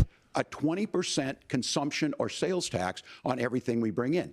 Everyone agrees, including businesses, it would be destabilizing. Notice the question hasn't been answered about how you're going to blow a hole in the deficit. To a recession. Look, this is simple for you. Where are we going? Kamala Harris has said to do the things she wants to do. We'll just ask the wealthiest to pay their fair share. When you do that, our system works best. More people are participating in it, and folks have the things that they need. Senator, I want to give you a moment to respond on that. But similarly, the Wharton School has done an analysis of the Trump plan and says it would increase the nation's deficit by $5.8 trillion. My question is the same for you. Why is your plan How do you so pay terrible? for all that without ballooning the deficit? Is he going to I'll answer give you that 2 question, minutes. by the way? Well, first of all, you're going to hear a lot from Tim Walz this evening, and you just heard it in the answer. A lot of what Kamala Harris proposes to do, and some of it, I'll be honest with you, it even sounds pretty good. Here's what you won't hear, is that Kamala Harris has already done it. Because she's been the vice president for 3.5 years. She had the opportunity to enact all of these great policies, and what she's actually done instead is drive the cost of food higher by 25%, drive the cost of housing higher by about 60%, open the American southern border, and make middle-class life unaffordable for a large number of Americans. If Kamala Harris has such great plans for how to address middle-class problems, then she ought to do them now. Not when asking for a promotion, but in the job the American people gave her 3.5 years ago. And the fact that she isn't tells you a lot about how much you can trust her actual plans. Now, Donald Trump's economic plan is not just a plan, but it's also a record. A lot of those same economists attack Donald Trump's plans, and they have PhDs, but they don't have common sense, and they don't have wisdom. Because Donald Trump's economic policies delivered the highest take-home pay in a generation in this country, 1.5% inflation, and to boot, peace and security all over the world. So when people say that Donald Trump's economic plan doesn't make sense, I say look at the record. He delivered rising take-home pay for American workers. Now, Tim admirably admits that they want to undo the Trump tax cuts. But if you look at what was so different about Donald Trump's tax cuts, even from previous Republican tax cut plans, is that a lot of those resources went to giving more take-home pay to middle class and working class Americans. It was passed in 2017, and you saw an American economic boom unlike we've seen in a generation in this country. That is a record that I'm proud to run on, and we're going to get back to that common sense wisdom so that you can afford to live the American dream again. I know a lot of you are struggling. I know a lot of you are worried about paying the bills. It's going to stop when Donald Trump brings back common sense to this country. Governor, do you want to respond to that? What has Kamala Harris every done single for the time? middle class? Well, Kamala Harris's day one was Donald Trump's failure on COVID that led to the collapse of our economy. We were already before COVID in a manufacturing recession, but 10 million people out of work. You were a year after COVID peak, dude. 9 million jobs closed on that. That was day one. Whether it was the Infrastructure Act or other things we moved. Now, you made a question about experts, said this. I've made a note of this. Economists can't be trusted. Science can't be trusted. National security folks can't be trusted. Look, if you're going to be president, you don't have all the answers. Donald Trump believes he does. My pro tip of the day is this. If you need heart surgery, listen to the people at the Mayo Clinic in Rochester, Minnesota, not Donald Trump. And the same thing goes with this. And I ask you out there, teachers, nurses, truck drivers, or whatever, how is it fair that you're paying your taxes every year and Donald Trump hasn't paid any federal tax in the last 15 years? And the last year as president. That's what's wrong with the system. You don't know that. There's a way around it, and he's bragged about that. We're just asking for fairness in it, and that's all you want. You have a minute. Governor, you say trust the experts. But those same experts for 40 years said that if we shipped our manufacturing base off to China, we'd get cheaper goods. They lied about that. They said if we shipped our industrial base off to other countries, to Mexico and elsewhere, it would make the middle class stronger. They were wrong about that. They were wrong about the idea that if we made America less self-reliant, less productive in our own nation, that it would somehow make us better off, and they were wrong about it. And for the first time in a generation, Donald Trump had the wisdom and the courage to say to that bipartisan consensus, we're not doing it anymore. We're bringing American manufacturing back. We're unleashing American energy. We're going to make more of our own stuff. And this isn't just an economic issue. I mean, I've got 3 beautiful little kids at home, 7, 4, and 2, and I love them very much, and I hope they're in bed right now. But look, so many of the drugs, the pharmaceuticals that we put in the bodies of our children are manufactured by nations that hate us. This has to stop, and we're not going to stop it by listening to experts. We're going to stop it by listening to common sense wisdom, which is what Donald Trump governed on. Senator, your time is up. Governor Walz, can you address that? I mean, voters say they trust Donald Trump on the economy more. Why? Well, if you're listening tonight and you want billionaires to get tax cuts, you heard what the numbers were. This class warfare. I'm a union guy on this. I'm not a guy who wanted to ship things overseas, but I understand that, look, we produce soybeans and corn. We need to have fair trading partners. That's something that we believe in.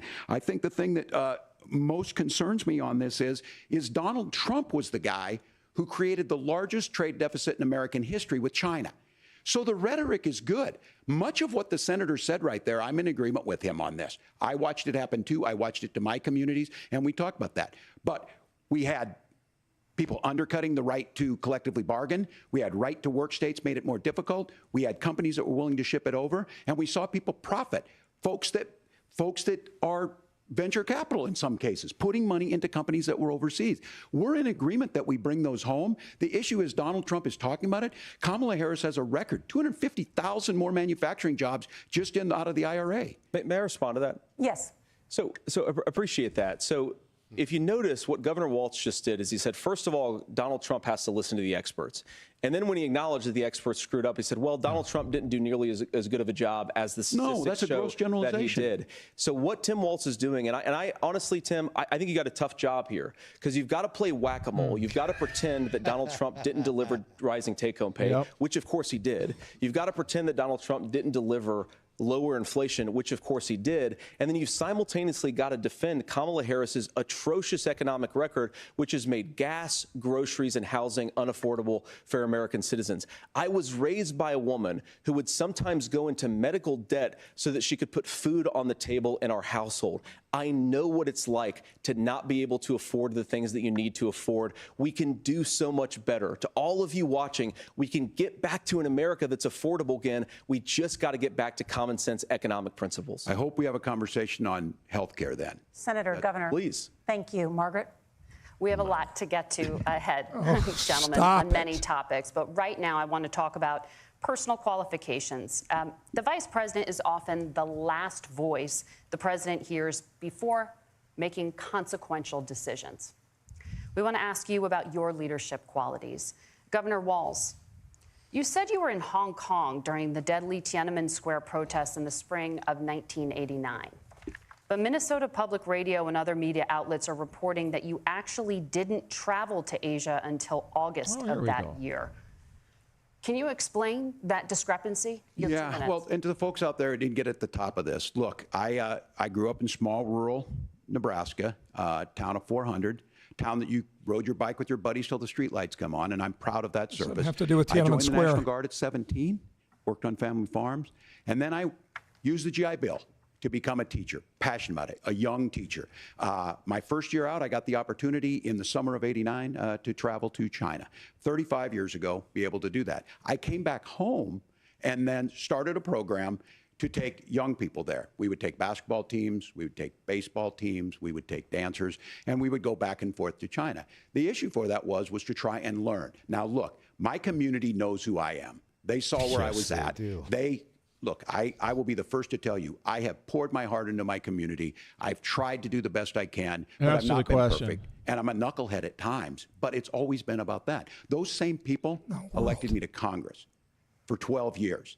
And in Congress, I was one of the most bipartisan people, working on things like farm bills that we got done. Was this a question about Tiananmen Square and Lying? And then the people of Minnesota were able to elect me to governor twice.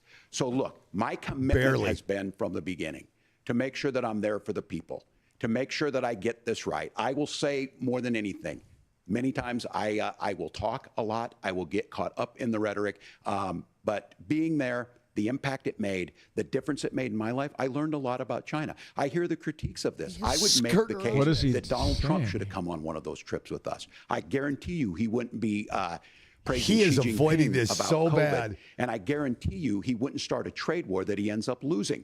So this is about trying to understand the world. It's about trying to do the best you can for your community. And then it's putting yourself out there and letting your folks understand what it is. My commitment, whether it be through teaching, which I was good at, or whether it was being a good soldier or was being a good member of Congress, those are the things that I think are the values that people care about. Governor, just to follow up on that, the question was, can you explain the discrepancy? All I said on this was I got there that summer and misspoke on this. So I will just... Like the military. That's what I've said. That's what I've said. So I was in Hong Kong and China during the democracy protests went in. And from that, I learned a lot of what needed to be in governance. This guy. Thank you, Governor. Senator Vance, in 2016, you called your running mate Donald Trump Can we let Vance for the follow nation's up on that? highest No, of office, course not. and you said he could be America's Hitler. I know you've been asked many times, and you've said you regret those comments and explained you then voted for Donald Trump in 2020. But the Washington Post reported new messages last week in which you also disparaged Trump's economic record while he was president, writing to someone in 2020, quote, Trump thoroughly failed to deliver his economic populism. You're now his running mate, and you've shifted many of your policy stances to align with his. If you become vice president, why should Americans trust that you will give Donald Trump the advice he needs to hear and not just the advice he wants to hear? It's a weird question from the... Well, first of all, Margaret, because I've always been open. And sometimes, of course, I've disagreed with the president, but I've also been extremely open about the fact that I was wrong about Donald Trump. I was wrong, first of all, because I believed some of the media stories that turned out to be dishonest fabrications of his record. But most importantly, Donald Trump delivered for the American people. Rising wages, rising take-home pay, an economy that worked for normal Americans, a secure southern border, a lot of things, frankly, that I didn't think he'd be able to deliver on. And yeah, when you screw up, when you misspeak, when you get something wrong and you change your mind, you ought to be honest with the American people about it. It's one of the reasons, Margaret, why I've done so many interviews, is because I think it's important to actually explain to the American people where I come down on the issues and what changed. Now, you pointed out to messages from 2020. Margaret, I've been extremely consistent that I think there were a lot of things that we could have done better in the Trump administration the first round if Congress was doing its job. I strongly believe, and I've been a United States Senator, that Congress is not just a high-class debating society. It's not just a forum for senators and congressmen to whine about problems. It's a forum to govern. So there were a lot of things on the border, on tariffs, for example, where I think that we could have done so much more if the Republican Congress and the Democrats in Congress had been a little bit better about how they govern the country. They were so obsessed with impeaching Donald Trump, they couldn't actually govern. And I want to talk about this tariff issue in particular, Margaret, because Tim just accused this of being a national sales tax.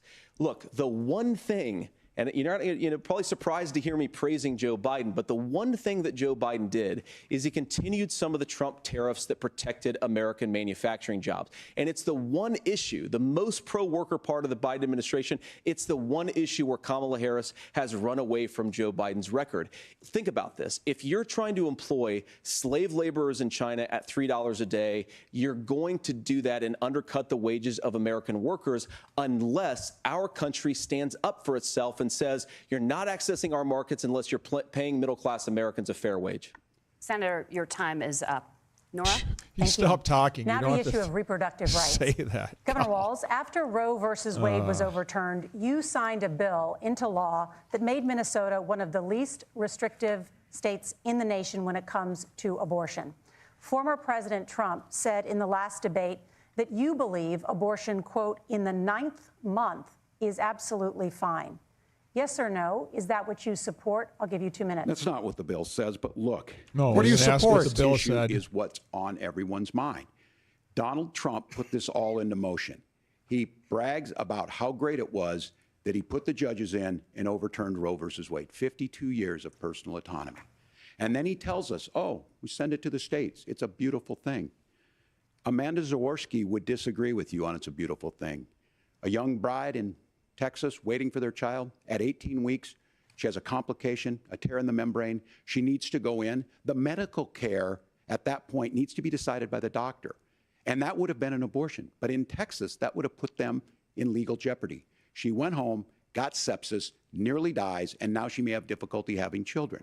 Or in Kentucky, Hadley Duvall, a 12-year-old child raped and impregnated by her stepfather. Those are horrific. Now, when God asked about that, Senator Vance said 2 wrongs don't make a right. There is no right in this. So in Minnesota, what we did was restore Roe versus Wade.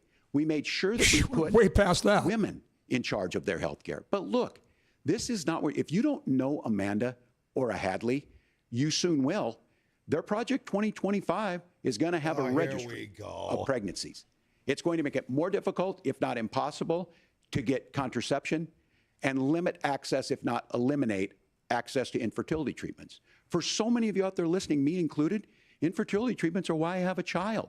That's nobody else's business, but those things are being proposed. And the catch-all on this is, well, the states will decide what's right for Texas might not be right for Washington. That's not how this works. This is basic human right. We have seen maternal mortality skyrocket in Texas, outpacing many other countries in the world. This is about health care. In Minnesota, we are ranked first in health care for a reason.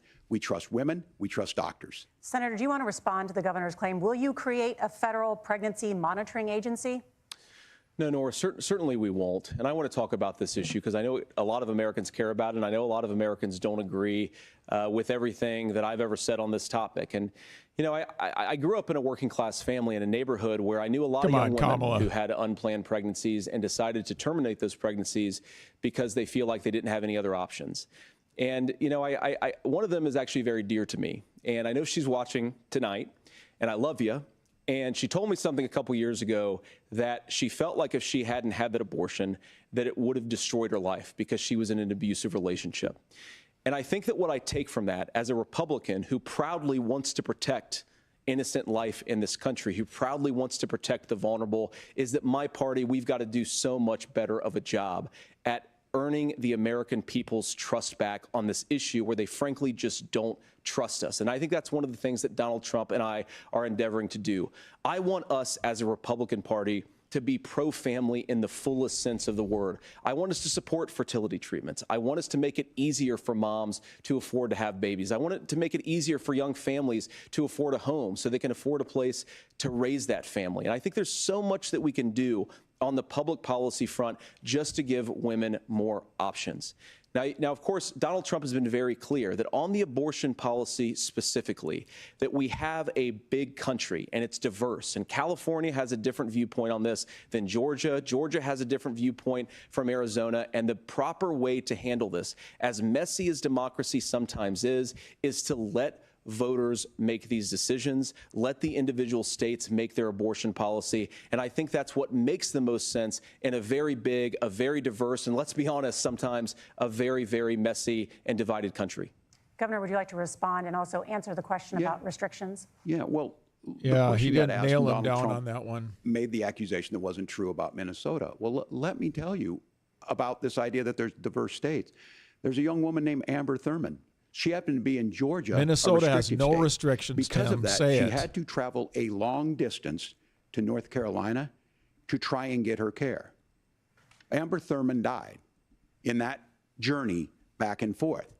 The fact of the matter is, how can we as a nation say that your life and your rights, as basic as the right to control your own body, is determined on geography?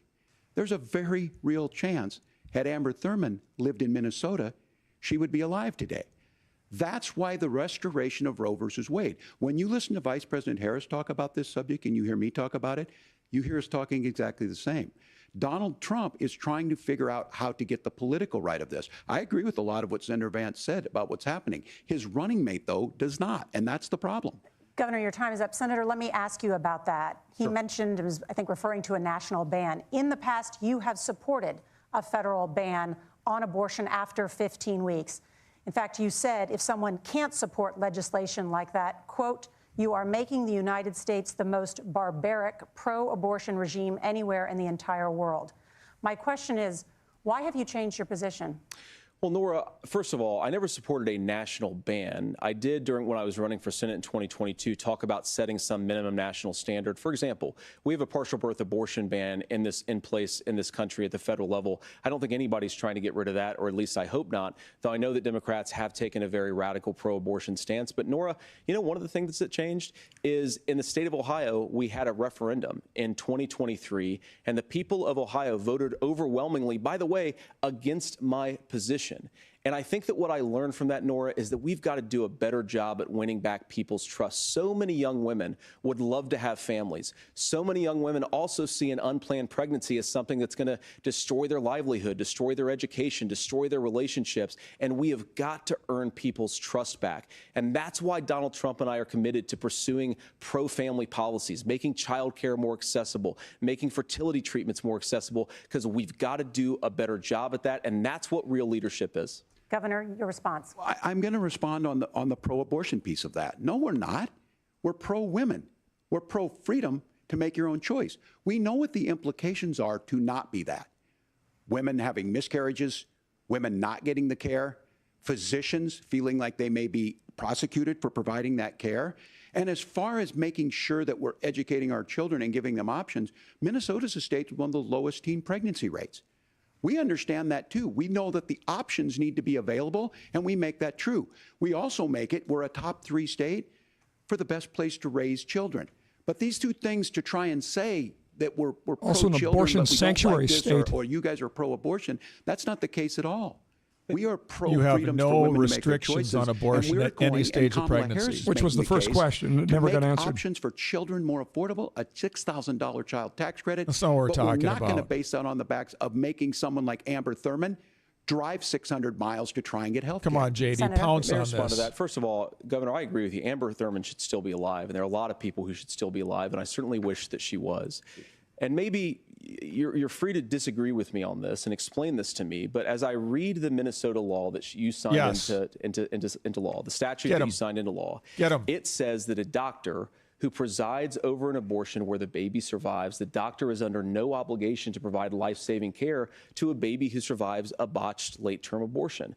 That is, I think, whether you're pro-choice or pro-abortion, that is fundamentally barbaric. And that's why I use that word, Nora, is because some of what we've seen, do you want to force Catholic hospitals to perform abortions against their will? Because Kamala Harris has supported suing Catholic nuns to violate their freedom of conscience. We can be a big and diverse country where we respect people's freedom of conscience and make the country more pro-baby and pro-family. But please. Yes, Governor, please respond. Look, this is one where there's always something there. This is a very simple proposition. These are women's decisions to make about their health care decisions. In the 9th month. And the physicians who know best when they need to do this. Trying to distort the way a law is written to try and make a point, that's not it at all. What was I wrong about, Governor?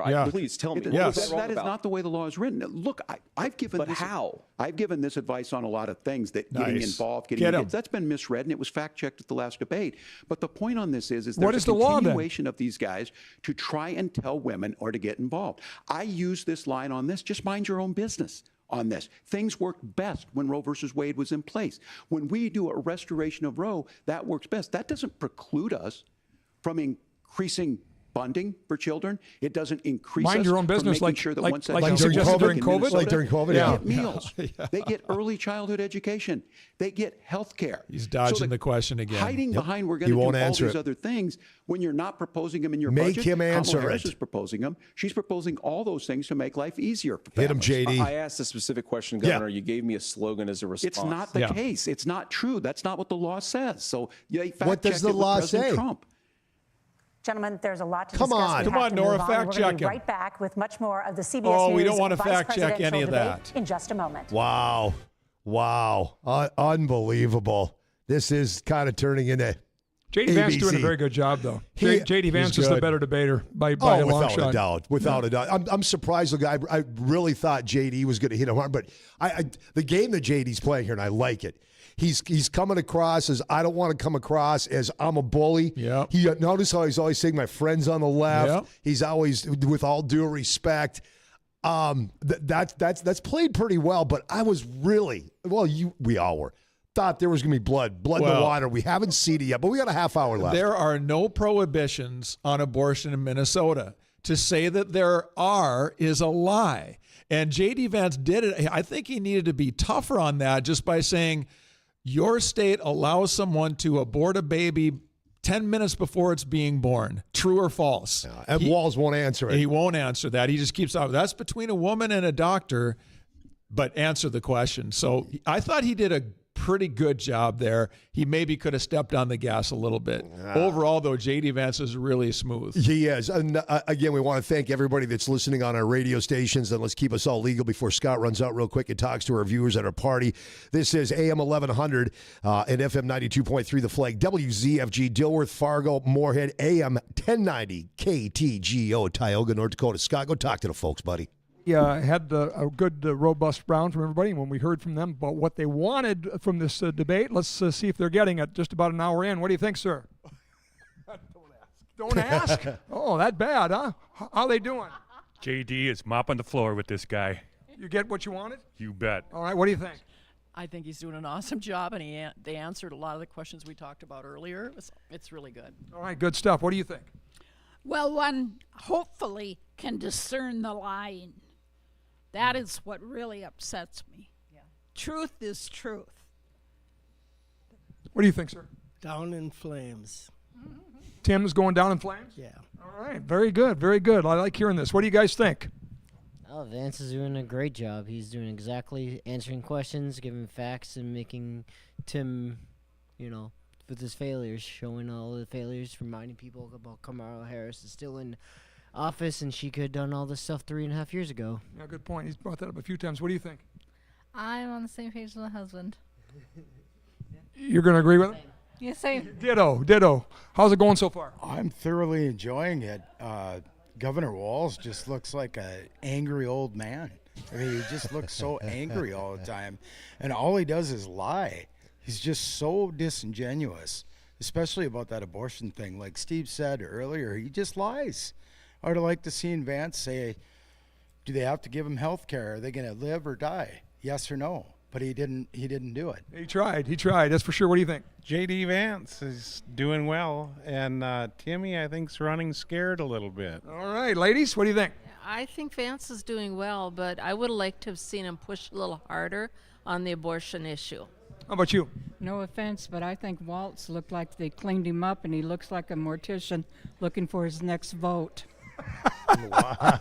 Oh, we love the people. That's their take. A half hour to go, fellas. Back into you. All right, coming up on 9 o'clock, and we should be back here to this debate in just a minute or so, Steve. Yeah, there are so many areas here where I would like to hear Vance stronger about the experts say. With the economy, we got all the Nobel laureate economists say Trump's plan is going to kill whatever. Climate change is settled. The science is determined because the experts have said.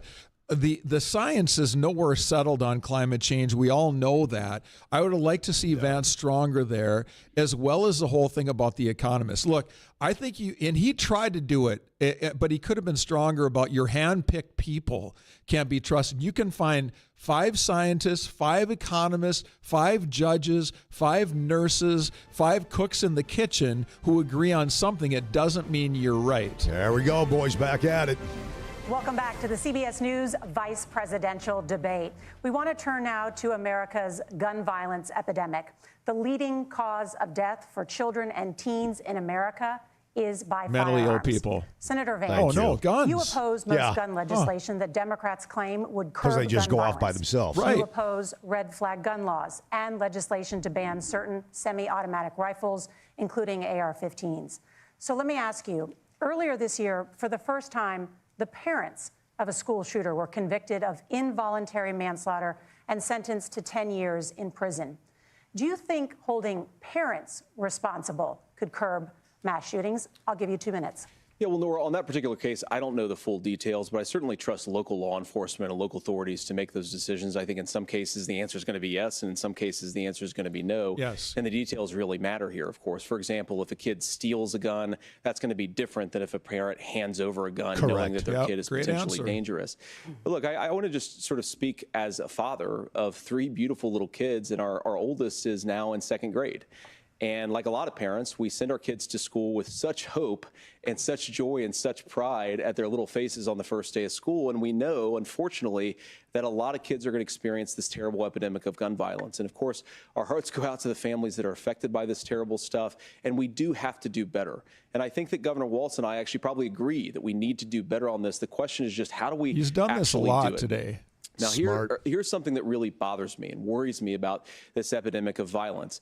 The gross majority, close to 90% in some of the statistics I've seen, of the gun violence in this country is committed with illegally obtained firearms. And while we're on that topic, we know that thanks to Kamala Harris's open border, we've seen a massive influx in the number of illegal guns run by the Mexican drug cartel. So that number, the amount of illegal guns in our country is higher today than it was 3.5 years ago.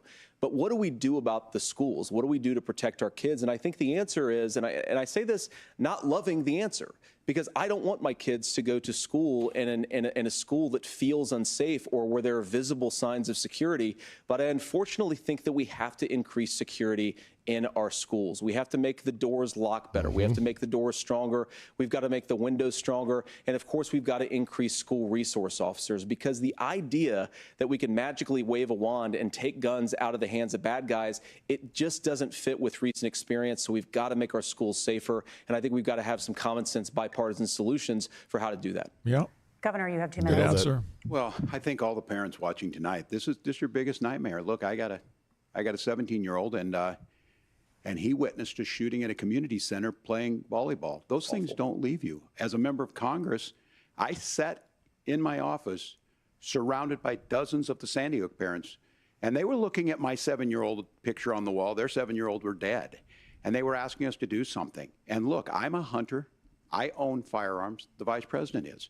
We understand that the Second Amendment is there, but our first responsibility is to our kids to figure this out.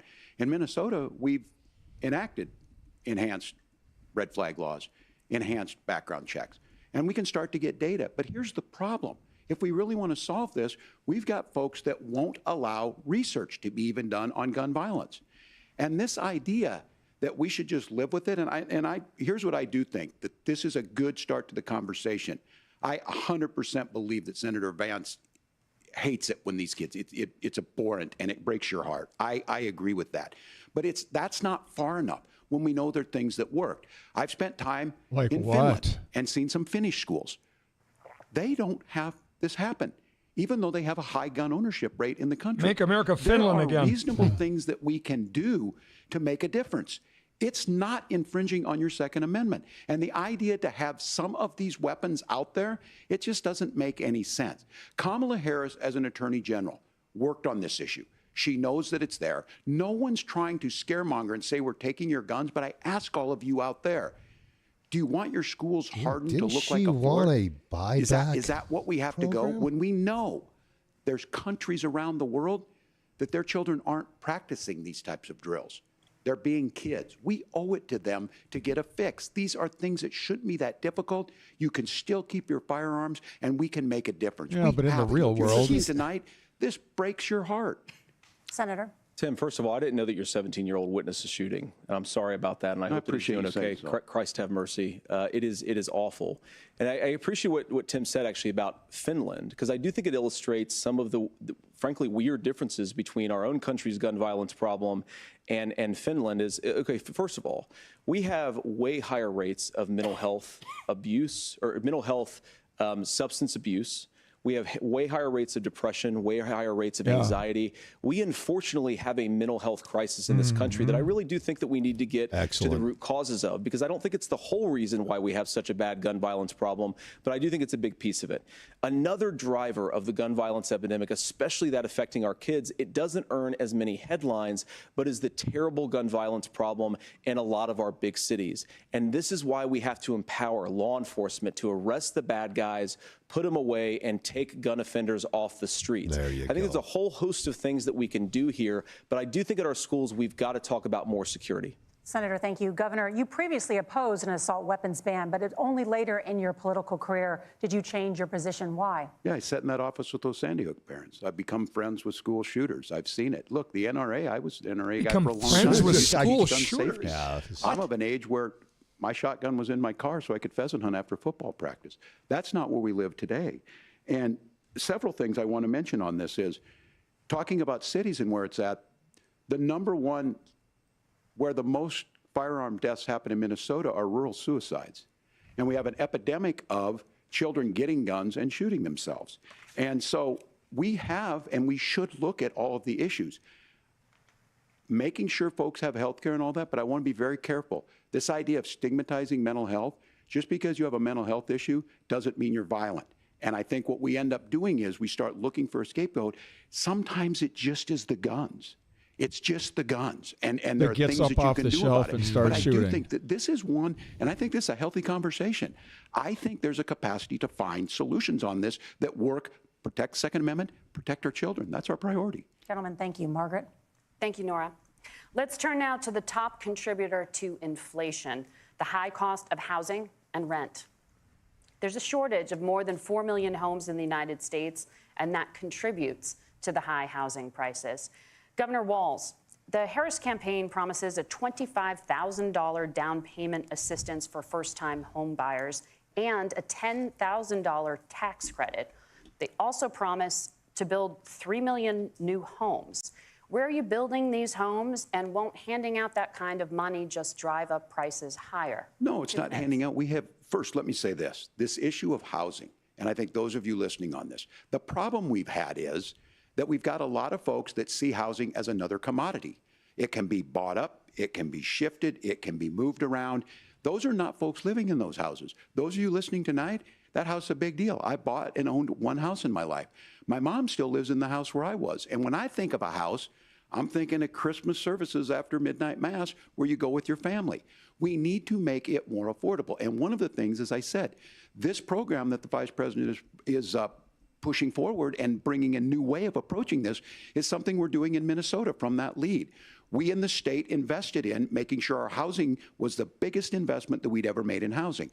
It starts to make it easier. We cut some of the red tape. Local folks, look, we can't do it at the federal level, but local folks make it easier to build those homes. And then that down payment assistance. I can tell all of you out there, certainly for me, using the GI Bill was one thing, but a veteran's home loan, the big thing about a veteran's home loan is you don't have to pay the down payment. Those are things that make it there. Now, look, you're going to pay it back, and you're going to pay your mortgage. Those are things that we know in the long run, the appreciated value, the generational wealth that's created from it. And I will give Minneapolis an example. Minneapolis is the one city where we've seen the lowest inflation rates.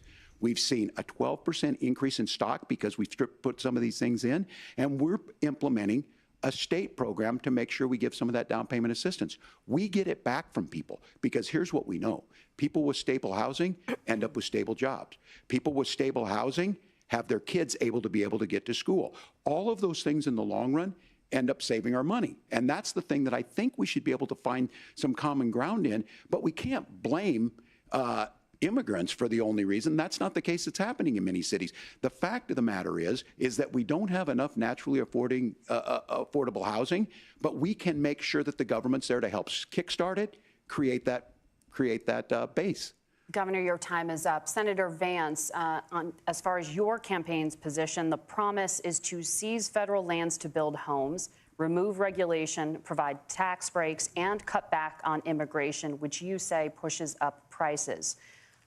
Where are you going to build all the new homes you're promising, and what part of any of this plan will provide immediate relief? You have 2 minutes. Well, first of all, Tim just said something that I agree with. We don't want to blame immigrants for higher housing prices, but we do want to blame Kamala Harris for letting in millions of illegal aliens into this country, You can which have it both does ways. drive up costs, Tim.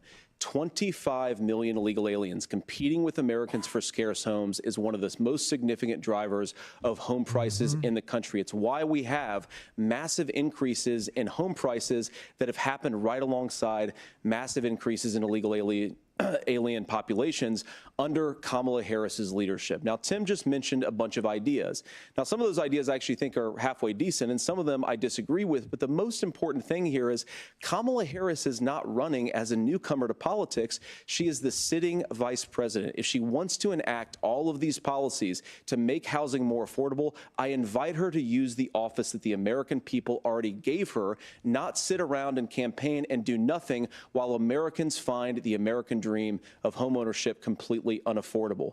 Now, you asked, Margaret, what would immediately change the equation for American citizens if you lower energy prices? As Donald Trump says, drill, baby, drill. One of the biggest drivers of housing costs, aside from illegal immigration, is, think about it. If a truck driver is paying 40% more for diesel, then the lumber he's delivering to the job site to build the house is also going to become a lot more expensive. If we open up American energy, you will get immediate pricing release. That's right. Relief for American citizens, not, by the way, just in housing, but in a whole host of other economic goods, too. Senator Vance, you still have 23 seconds there. Do you want to answer? Can I have it? Where, Governor, we will get to you in a moment. But, Senator, where are you going to seize the federal lands? Can you clarify? Well, what Donald Trump has said is we have a lot of federal lands that aren't being used for anything. They're not being used for a national park. They're not being used, and they could be places where we build a lot of housing. And I do think that we should be opening up building in this country. We have a lot of land that could be used. We have a lot of Americans that need homes. We should be kicking out illegal immigrants who are competing for those homes, and we should be building more homes for the American citizens who deserve to be here. Senator, your time is up. Governor, Why does she keep doing that? He stopped talking. That's a power trip. Of course, that's not true. And again, you have the facts. I guess we agreed not to fact check. I'll check it. That, look, crossings are down compared to when Donald Trump left office. But it's, again, blaming and not trying to find the solution. I was going to ask, though, on this question, are we going to drill and build houses in the same federal land? And I think when people hear federal lands, these are really important pieces of land. Now, Minnesota doesn't have a lot of federal lands. I know in the western part of the countries we do. There's not a lot of federal lands in and around Minneapolis, for example. So the issue is I don't understand the federal lands issue unless we see this, and I worry about this as someone who cares deeply about our national parks and our federal lands. Look, Minnesota, we protect these things. We've got about 20% of the world's fresh water. These lands protect. They're there for a reason. They belong to all of us. But again, this is when you view housing and you view these things as commodities. Like, there's a chance to make money here. Let's take this federal land and let's sell it to people for that. I think there's better ways to do this. We've seen it in Minnesota. We're able to refurbish some of like these the houses. China We're able way, to I make guess. some investments. Yeah. That gets people in. And I'm still Government on the spending. fact on this. Everything is government Economists. spending. Senator Vance, you said you don't like the economists. Which economists are saying that it is immigrants that's adding to the cost? Governor, Where's your the study? time is up. But Senator, on that point, I'd like for you to clarify. There are many contributing factors to high housing costs. What evidence do you have that migrants are part of this it's common problem? sense. Well, there's a Federal Reserve study that we're happy to Jeez. share after the debate. We'll put it up on social media, actually, that really drills down on the connection between increased levels of migration, especially illegal immigration, and higher housing prices. Now, of course, Margaret, that's not the entire driver of higher housing prices. It's also the regulatory regime of Kamala Harris. Look, we are a country of builders. We're a country of doers. We're a country of explorers. But we increasingly have a federal administration that makes it harder to develop our resources, makes it harder to build things, and wants to throw people in jail for not doing everything exactly as Kamala Harris says they have to do. And what that means is that you have a lot of people who would love to build homes who aren't able to build homes. I actually agree with Tim Walz. We should get out of this idea of housing as a commodity. But the thing that has most turned housing into a commodity is giving it away to millions upon millions of people who have no legal right to be here. What are the federal regulations? I deal with this as a governor. You can very quickly reply. I'm sorry. I get this as a governor, and I don't necessarily disagree with that, that in some cases, many of those are local, many of them are state. I don't know which ones are federal, but I think whenever we talk regulations, people think they can get rid of them. I think you want to be able to get out of your house in a fire. I think you want to make sure that it's fireproof and those types of things. So which are the regulations? Because the vice president's not responsible for those. Congress writes those. Governor, thank you. Gentlemen, we have a lot to get to. You're passionate about the housing crisis. This was I good, can tell. But Nora? Thank you. One of the We have top a lot to problems get facing to, Steve. We have a Americans lot is to the high get to. cost of health care. Senator Vance, at the last presidential debate, former President Trump was asked about replacing the Affordable Care Act. In response, he said, "I have concepts of a plan." Since then, Senator, you've talked about changing how chronically ill Americans get health insurance. Can you explain how that would work? And can you guarantee that Americans with pre-existing conditions won't pay more? I'll give you 2 minutes. Well, of course, we're going to cover Americans with pre-existing conditions. In fact, a lot of my family members have gotten health care. I believe, members of my family actually got private health insurance, at least for the first time, switched off of Medicaid onto private insurance for the first time under Donald Trump's leadership. And I think that, a lot of people have criticized this concepts of a plan remark. Look, it's very simple common sense. I think as Tim Walz knows from 12 years in Congress, you're not going to propose a 900-page bill standing on a debate stage. It would bore everybody to tears, and it wouldn't actually mean anything because part of this is the give and take of bipartisan negotiation. Now, when Donald Trump was actually president, and again, he has a record to be proud of, prescription drugs fell in 2018 for the first time in a very long time. Under Kamala Harris's leadership, prescription drugs are up about 7%. Under Donald Trump's entire 4 years, they were up about 1.5%. He introduced pricing transparency. Think about healthcare. You go into a hospital, you try to buy something, and nobody knows what it actually costs. That price transparency will actually give American consumers a little bit more choice and will also drive down costs. And we talked about, the reinsurance regulations is what I was talking about. Look, Donald Trump has said that if we allow states to experiment a little bit on how to cover both the chronically ill but the non-chronically ill, it's not just a plan. He actually implemented some of these regulations when he was president of the United States. And I think you can make a really good argument that it salvaged Obamacare, which was doing disastrously until Donald Trump came along. And I think this is an important point about President Trump. Of course, you don't have to agree with everything that President Trump has ever said or ever done. But when Obamacare was crushing under the weight of its own regulatory burden and health care costs, Donald Trump could have destroyed the program. Instead, he worked in a bipartisan way to ensure that Americans had access to affordable care. It's not perfect, of course, and there's so much more that we can do, but I think that Donald Trump has earned the right to put in place some better health care policies. He's earned it because he did it successfully the first time. Governor? All right, here's where being an old guy gives you some history. I was there at the creation of the ACA. And the reason it was so important is I come from a major healthcare state home of the Mayo Clinic, home to Medical Alley, 3M, Medtronic, all of those. We understand healthcare. It's why we're ranked first on affordability and accessibility and quality of healthcare. And so what I know is under Kamala Harris, more people are covered than they have before. And those of you listening, this is critical to you. Now, Donald Trump all of a sudden wants to go back and remember this. He ran on the first thing he was going to do on day one was to repeal Obamacare. On day one, he tried to sign an executive order to repeal the ACA. He signed on to a lawsuit to repeal the ACA, but lost at the Supreme Court. And he would have repealed the ACA had it not been for the courage of John McCain to save that bill. Now, fast forward, what that means to you is you lose your pre-existing conditions. If you're sitting at home and you got asthma, too bad. If you're a woman, probably not. Broke your foot during football, might kick you out. Your kids get kicked out when they're 26. Kamala Harris negotiated drug prices for the first time with Medicare. We have 10 drugs that will come online, the most common ones that'll be there. But look, this issue, and when Donald Trump said, I've got a concept of a plan, it cracked me up as a fourth grade teacher because my kids would have never given me that. But what Senator Vance just explained might be worse than a concept, because what he explained is pre-Obamacare. And I'll make this as simple as possible because I have done this for a long time. Obamacare's a disaster. What they're saying is, if you're healthy, why should you be paying more? So what they're going to do is let insurance companies pick who they insure, because guess what happens? You pay your premium, it's not much.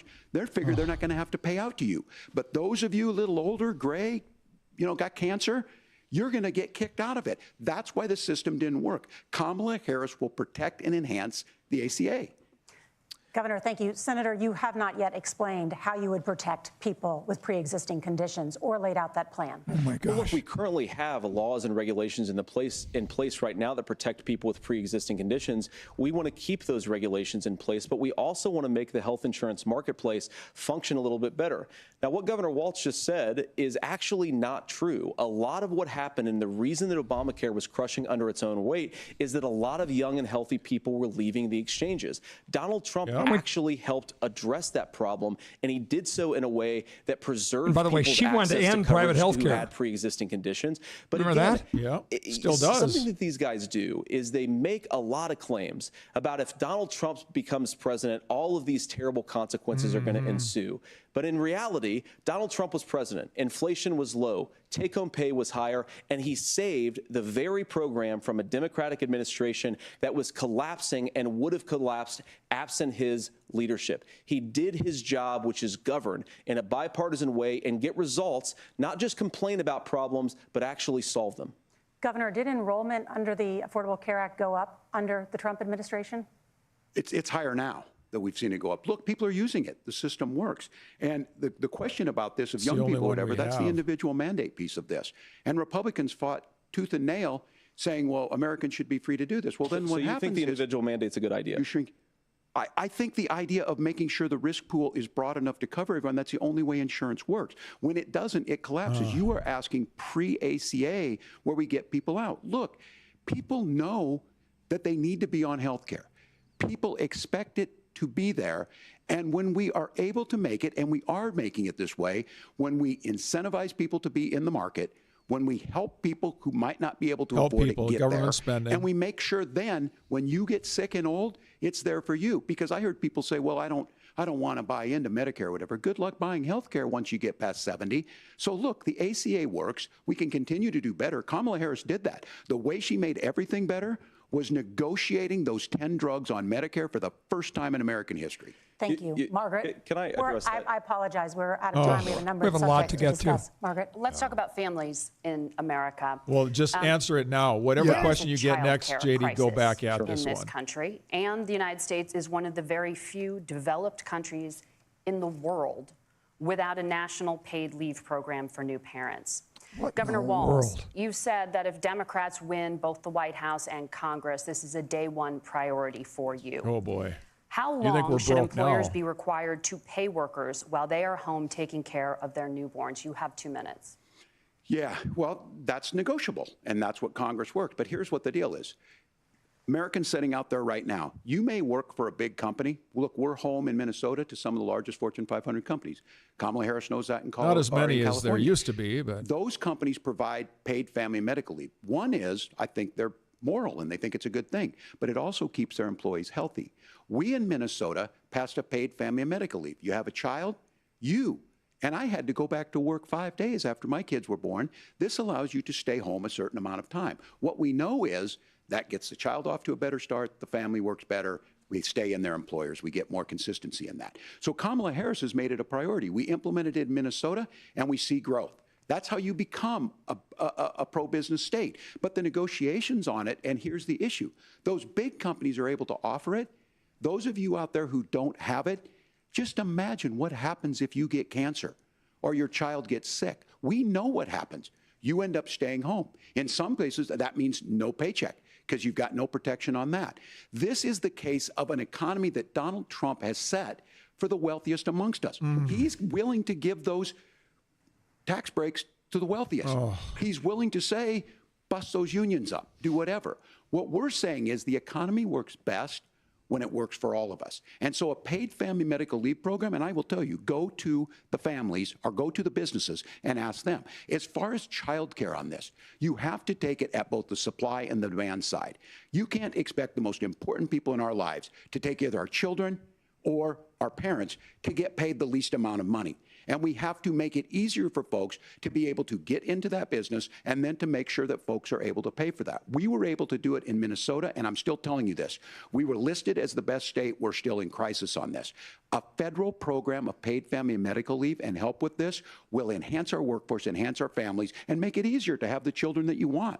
Governor, your time is think up. you got inflation Senator, now. do you support a national paid leave program? And if so, for how long should employers be mandated to pay their employees while they are home taking care of their newborn? You have 2 minutes. didn't make Tim answer the question, A number by of the my way. Republican colleagues and some Democrats, too, have worked on this issue. And I think there is a bipartisan solution here because a lot of us care about this issue. I mean, look, I speak from this very personally because I'm married to a beautiful woman who's an incredible mother to our 3 beautiful kids, but is also a very, very brilliant corporate litigator.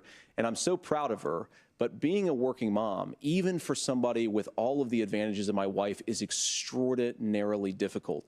And it's not just difficult from a policy perspective. She actually had access to paid family leave because she worked for a bigger company. But the cultural pressure on young families and especially young women, I think makes it really hard for people to choose the family model they want. A lot of young women would like to go back to work immediately. Some would like to spend a little time home with the kids. Some would like to spend longer at home with the kids. We should have a family care model that makes choice possible. And I think this is a very important substantive difference between Donald Trump and Kamala Harris's approach.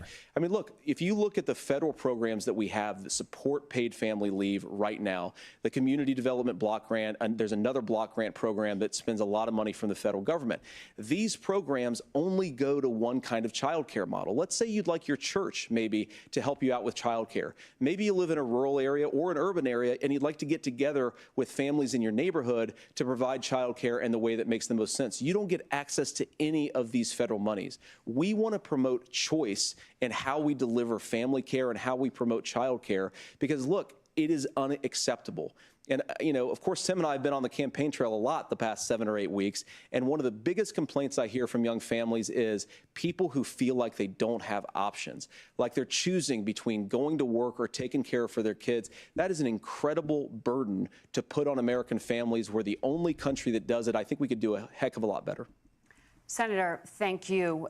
You have also said, Senator Vance, many things about the American family.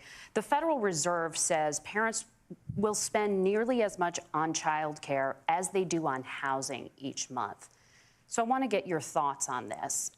President Trump recently said, as much as child care is talked about as being expensive, it's relatively speaking not very expensive compared to the kinds of numbers we'll be taking in. Is President Trump committed to the $5,000 per child tax credit that you have described? You have 1 minute. Well, what President Trump said, Margaret, I just want to defend my running mate here a little bit, is that we're going to be taking in a lot of money by penalizing companies for shipping jobs overseas and penalizing countries who employ slave laborers and then ship their products back into our country and undercut the wages of American workers. It's the heart of the Donald Trump economic plan. Cut taxes for American workers and American families. Cut taxes for businesses that are hiring and building companies in the United States of America, but penalize companies and countries that are shipping jobs overseas. That's the heart of the economic proposal. And I think what President Trump is saying is that when we bring in this additional revenue with higher economic growth, we're going to be able to provide paid family leave, child care options that are viable and workable for a lot of American families. Oh, boy.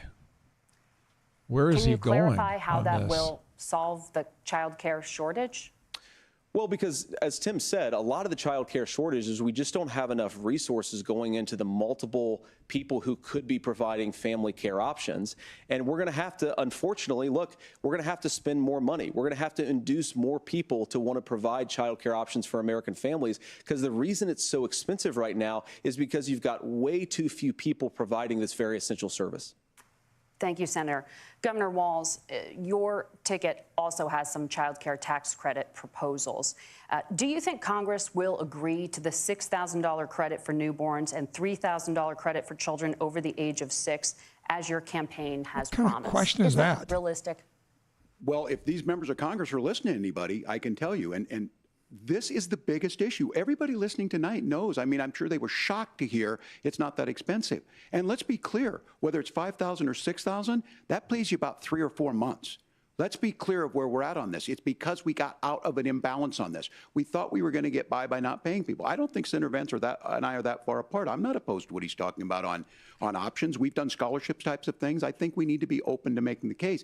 But the issue here is, the question you asked is, you're not going to pay for it with these tariffs. That's just adding another $4,000 on the family and taking less. So not only do they not get the money to pay for that, they're $4,000 in the hole. That's Wharton School. That's his alma mater. And so I think the issue here is, those members of Congress, I can't believe they're not. When I go to businesses, sure, they'll talk about taxes sometime, but they will lead with childcare and they will lead with housing, because we know the problem is, especially in a state like Minnesota, we need more workers because our economy's growing, but we need the workforce.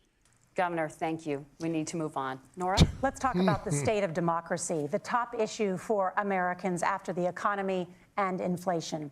After the 2020 election, President Trump's campaign and others filed 62 lawsuits contesting the results.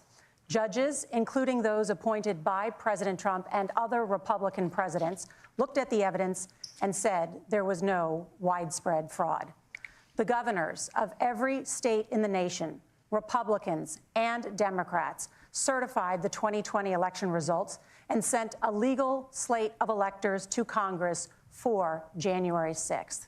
Senator Vance, you have said you would not have certified the last presidential election and would have asked the states to submit alternative electors.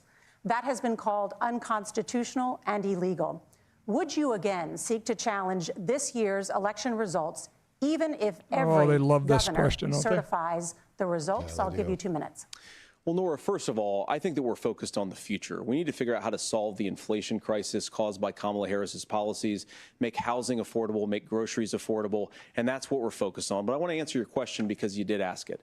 Look, what President Trump has said is that there were problems in 2020, and my own belief is that we should fight about those issues, debate those issues peacefully in the public square, and that's all I've said, and that's all that Donald Trump has said. Remember, he said that on January the 6th, the protesters ought to protest peacefully. And on January the 20th, what happened? Joe Biden became the president. Donald Trump left the White House. And now, of course, unfortunately, we have all of the negative policies that have come from the Harris-Biden administration.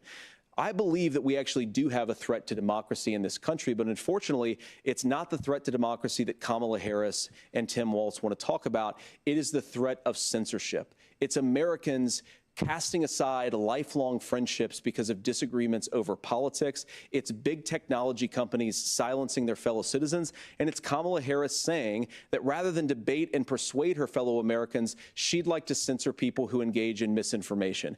I think that is a much bigger threat to democracy than anything that we've seen in this country in the last 4 years, in the last 40 years.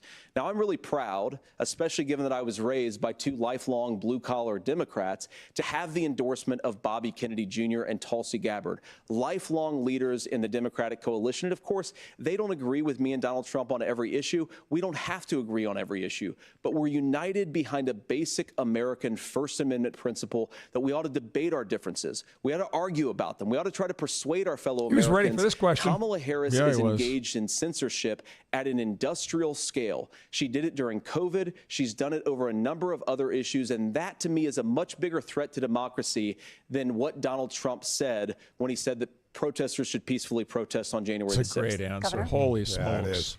Well, I've enjoyed tonight's debate, and I think there was a lot of commonality here. And I'm sympathetic to misspeaking on things, and I think I might have with the senator. Me too, man. There's one though that this one is troubling to me, and I say that because I think we need to tell the story. Donald Trump refused to acknowledge this, and the fact is that I don't think we can be the frog in the pot and let the boiling water go up. He was very clear. I mean, he lost this election, and he said he didn't.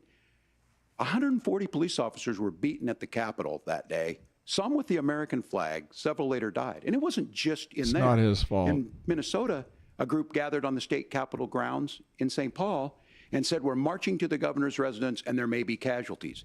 The only person there was my son and his dog, who was rushed out crying by state police.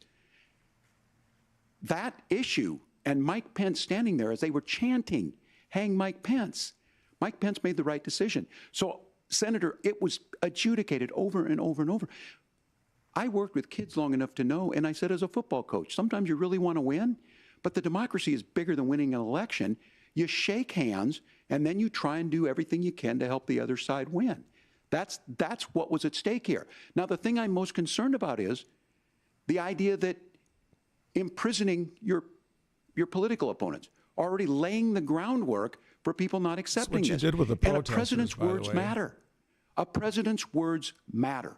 People hear that. So I think this issue of settling our differences at the ballot box, shaking hands when we lose, being honest about it, but to deny what happened on January 6th, the first time in American history that a president or anyone tried to overturn a fair election and the peaceful transfer of power. And here we are 4 years later in the same boat. I will tell you this, that when this is over, we need to shake hands this election, and the winner needs to be the winner. This has got to stop. It's tearing our country apart. Margaret? Senator Vance, did you want to respond to that? Yeah, well, look, Tim, first of all, it's really rich for Democratic leaders to say that Donald Trump is a unique threat to democracy when he peacefully gave over power on January the 20th, as we have done for 250 years in this country. We are going to shake hands after this debate and after this election. And of course, I hope that we win, and I think we're going to win. But if Tim Walz is the next vice president, he'll have my prayers, he'll have my best wishes, and he'll have my help whenever he wants it. But we have to remember that for years in this country, Democrats protested the results of elections. Hillary Clinton in 2016 said that Donald Trump had the election stolen by Vladimir Putin because the Russians bought like $500,000 worth of Facebook ads. This has been going on for a long time.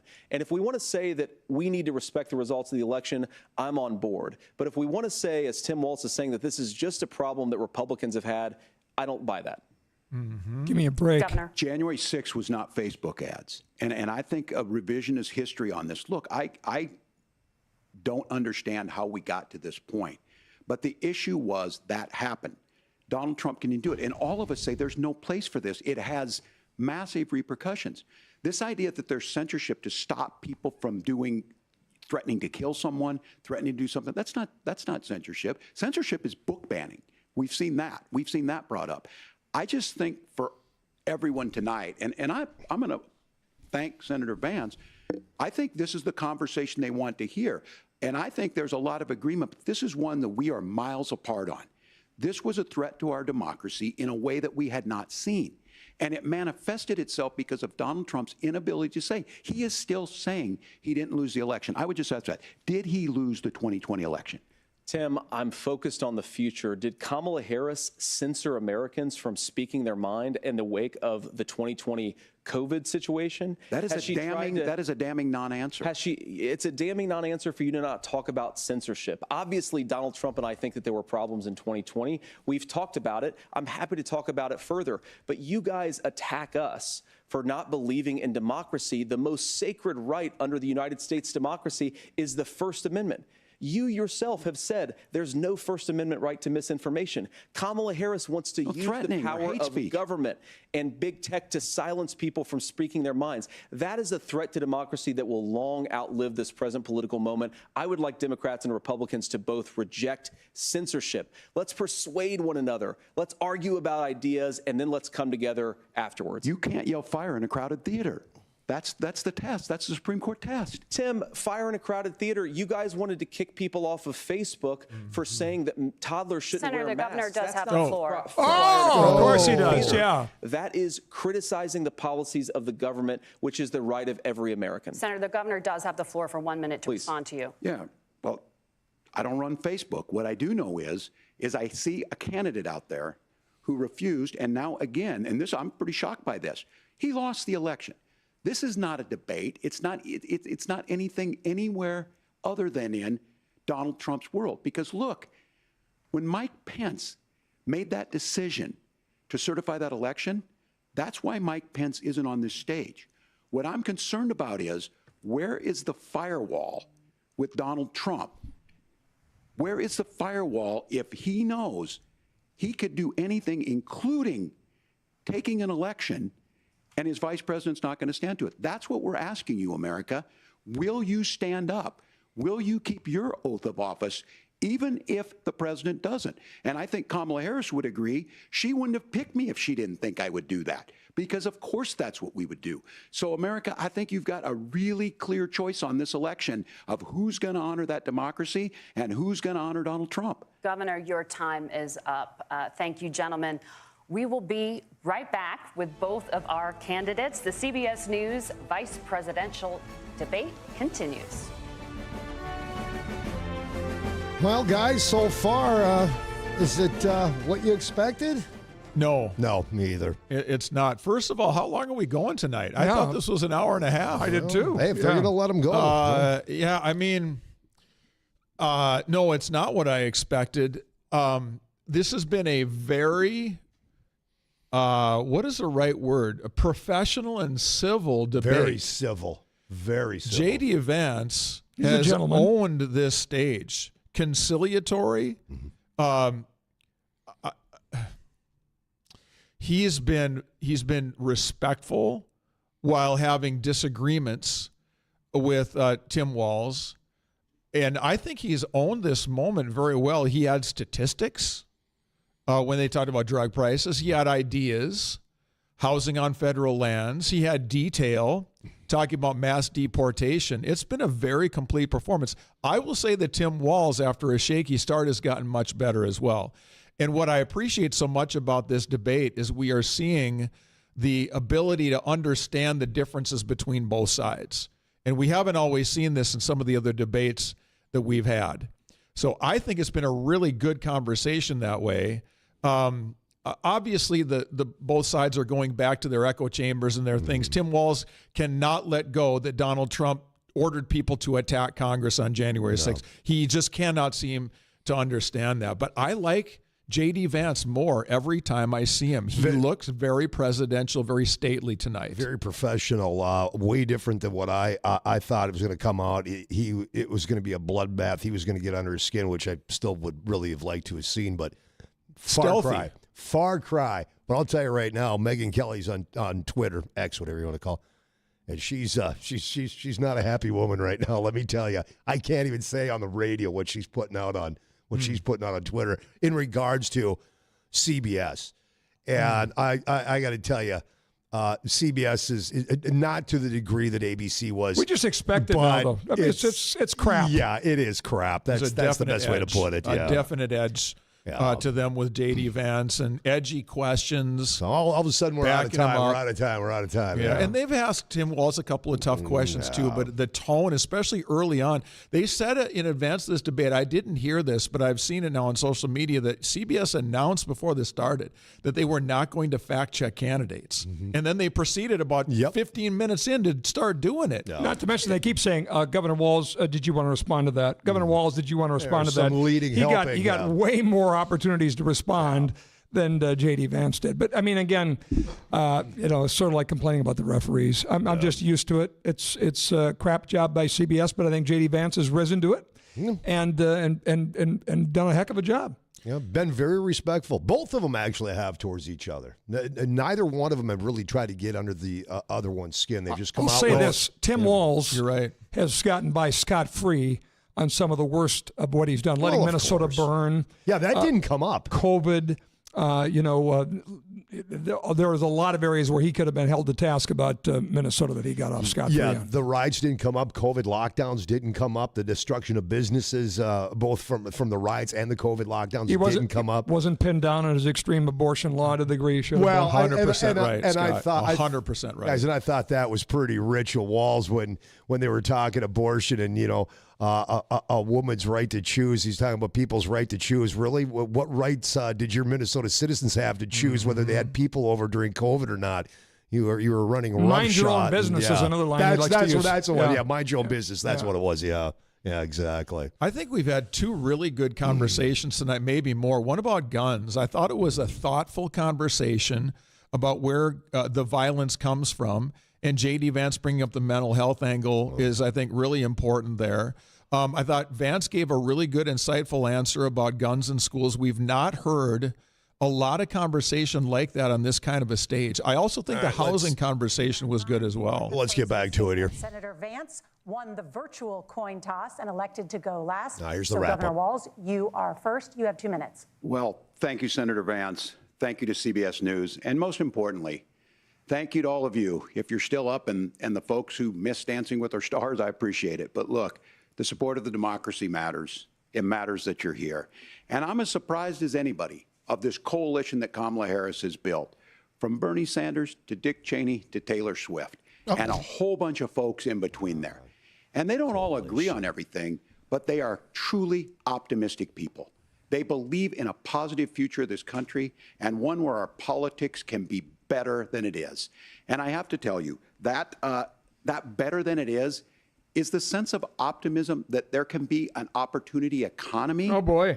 That works for everyone, not just to get by, but to get ahead. The word salad and the idea from Kamala. that freedom really means something. Oh, goodness. Not the freedom of government to be in your bedroom or exam room, but the freedom for you to make choices about yourself.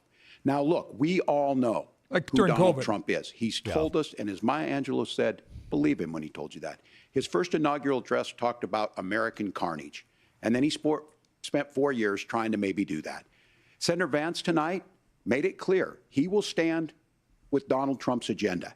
He will continue to push down that road. Excuse me. Kamala Harris gives us a different option. Now, I'll have to tell you, I'm going to be careful about the quotes, but there's one that Senator Vance said that does resonate with me. He said, Donald Trump makes the people I care about afraid. A lot of America feels that way. We don't need to be afraid. How many people Franklin feel Roosevelt that way? was right. All we have to fear is fear itself. Kamala Harris is bringing us a new way forward. She's bringing us a politics of joy. She's bringing real solutions for the middle class. And she's centering you at the heart of that. No, she doesn't. All There's the no while answers for the middle asking class. everyone, join this movement, make your voices heard. Let's look for a new day where everybody gets that opportunity and everybody gets a chance to thrive. I humbly ask for your vote on November 5th for Kamala Harris. Governor Walz, thank you. Senator Vance, Good your closing job. You're the statement. best. We love Well, I you. want to thank Governor Walz, you folks at CBS, and of course the American people for tuning in this evening. And one of the issues we didn't talk about was energy. And I remember when I was being raised by my grandmother, when she didn't have enough money to turn on the heat some nights because Ohio gets pretty cold at night and because money was often very tight.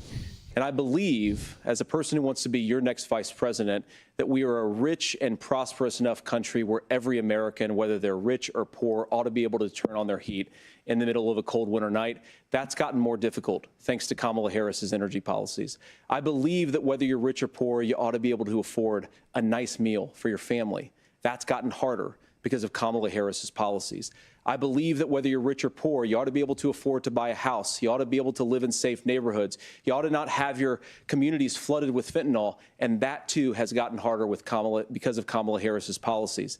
Now, I've been in politics long enough to do what Kamala Harris does when she stands before the American people and says that on day one, she's going to work on all these challenges I just listed. She's been the vice president for 3.5 years. Day one was 1,400 days ago, and her policies have made these problems worse. Now, I believe that we have the most beautiful country in the world. I meet people on the campaign trail who can't afford food, but have the grace and generosity to ask me how I'm doing and to tell me they're praying for my family. What that has taught me is that we have the greatest country, the most beautiful country, the most incredible people anywhere in the world. But they're not going to be able to achieve their full dreams with the broken leadership that we have in Washington. They're not going to be able to live their American dream if we do the same thing that we've been doing for the last 3.5 years. We need change. We need a new direction. We need a president who has already done this once before and did it well. Please vote for Donald Trump. And whether you vote for me or vote for Tim Walz, I just want to say I'm so proud to be doing this, and I'm rooting for you. God bless you, and good night. Senator Vance, thank you. Thank you, and thank Satan. you both for participating in the only vice presidential debate of this election cycle. I'm Margaret Brennan. And I'm Nora O'Donnell. And a reminder, there are just 35 days until Election Day. Please get out and vote. And for all of us here at CBS News, thank you and good night. And the best news is we don't have to listen to those two anymore. Yeah. I had high hopes. Election 2024. You heard the candidates. Now we want to hear from you. Call 701-271-1100 now. All right, boys, listeners, gals, folks, people. What'd you think? 701-271-1100 is the post-game show here on AM 1100 and FM 92.3, The Flag, WZFG, Dilworth, Fargo, Moorhead, and also you folks out in western North Dakota at 1090 KTGO in Tioga. Well, it was pretty civil. We just said that, of course. This will be the only debate. We're not going to see another vice president presidential debate. We're not going to see another presidential debate. You'll see town halls and all that. But again, Steve, I know you and I think you as well, Scott, we thought it was going to be Vance going in, guns ablazing, getting under Walz's skin, going after the riots, going after the COVID, going after the military, the stolen valor. There was none of that. Steve, you nailed it just minutes ago. It was very professional and very presidential.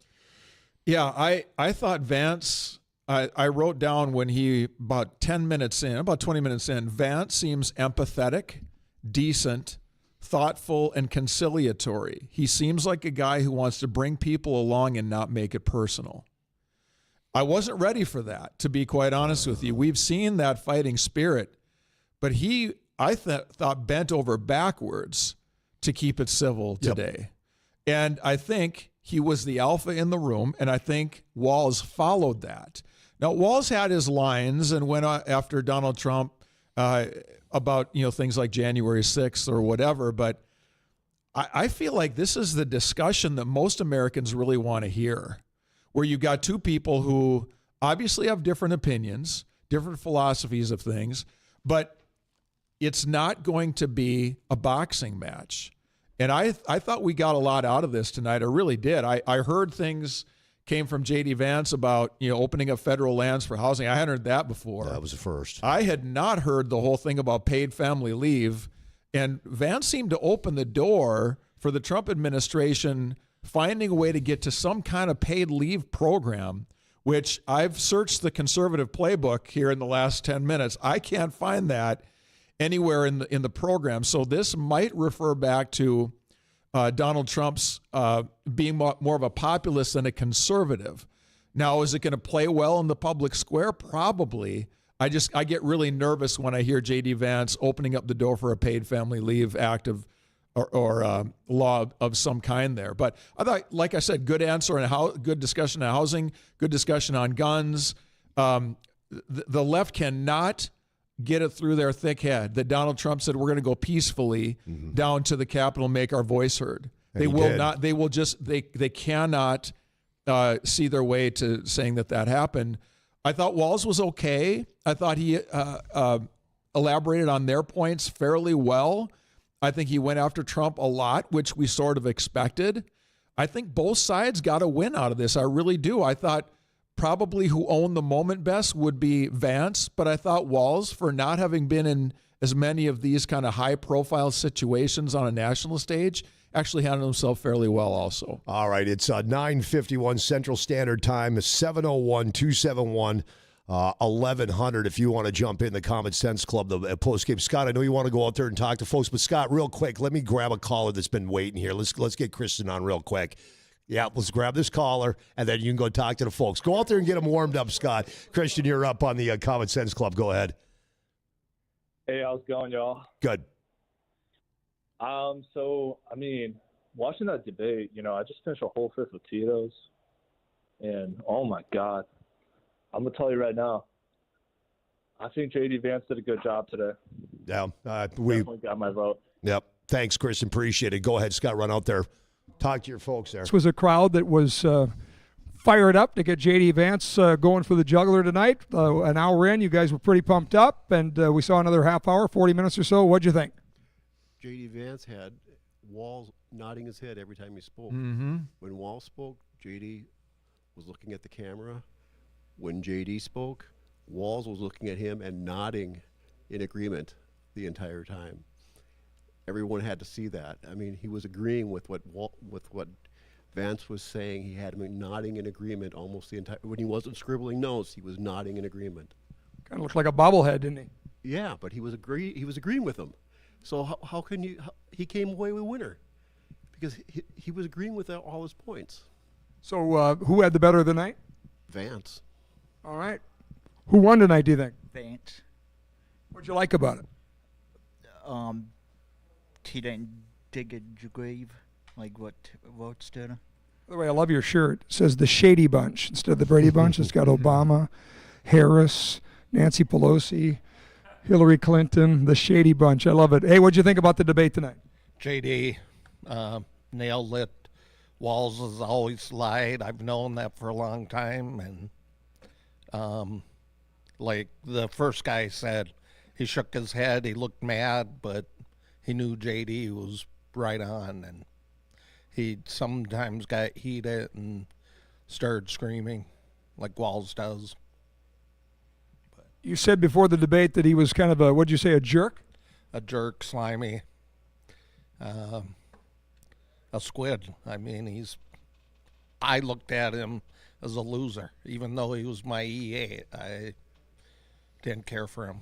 Somebody that served with Tim Walz in the National Guard. All right, what'd you think tonight? Who won? No doubt Vance won. Walz looked at times like deer in the headlights, scared. He couldn't come up with any answers, so he made up a few lies here and there. If you follow this at all, he come up with a lot of word salad that were borderline on lies. I disagree with Steve that he did well in this.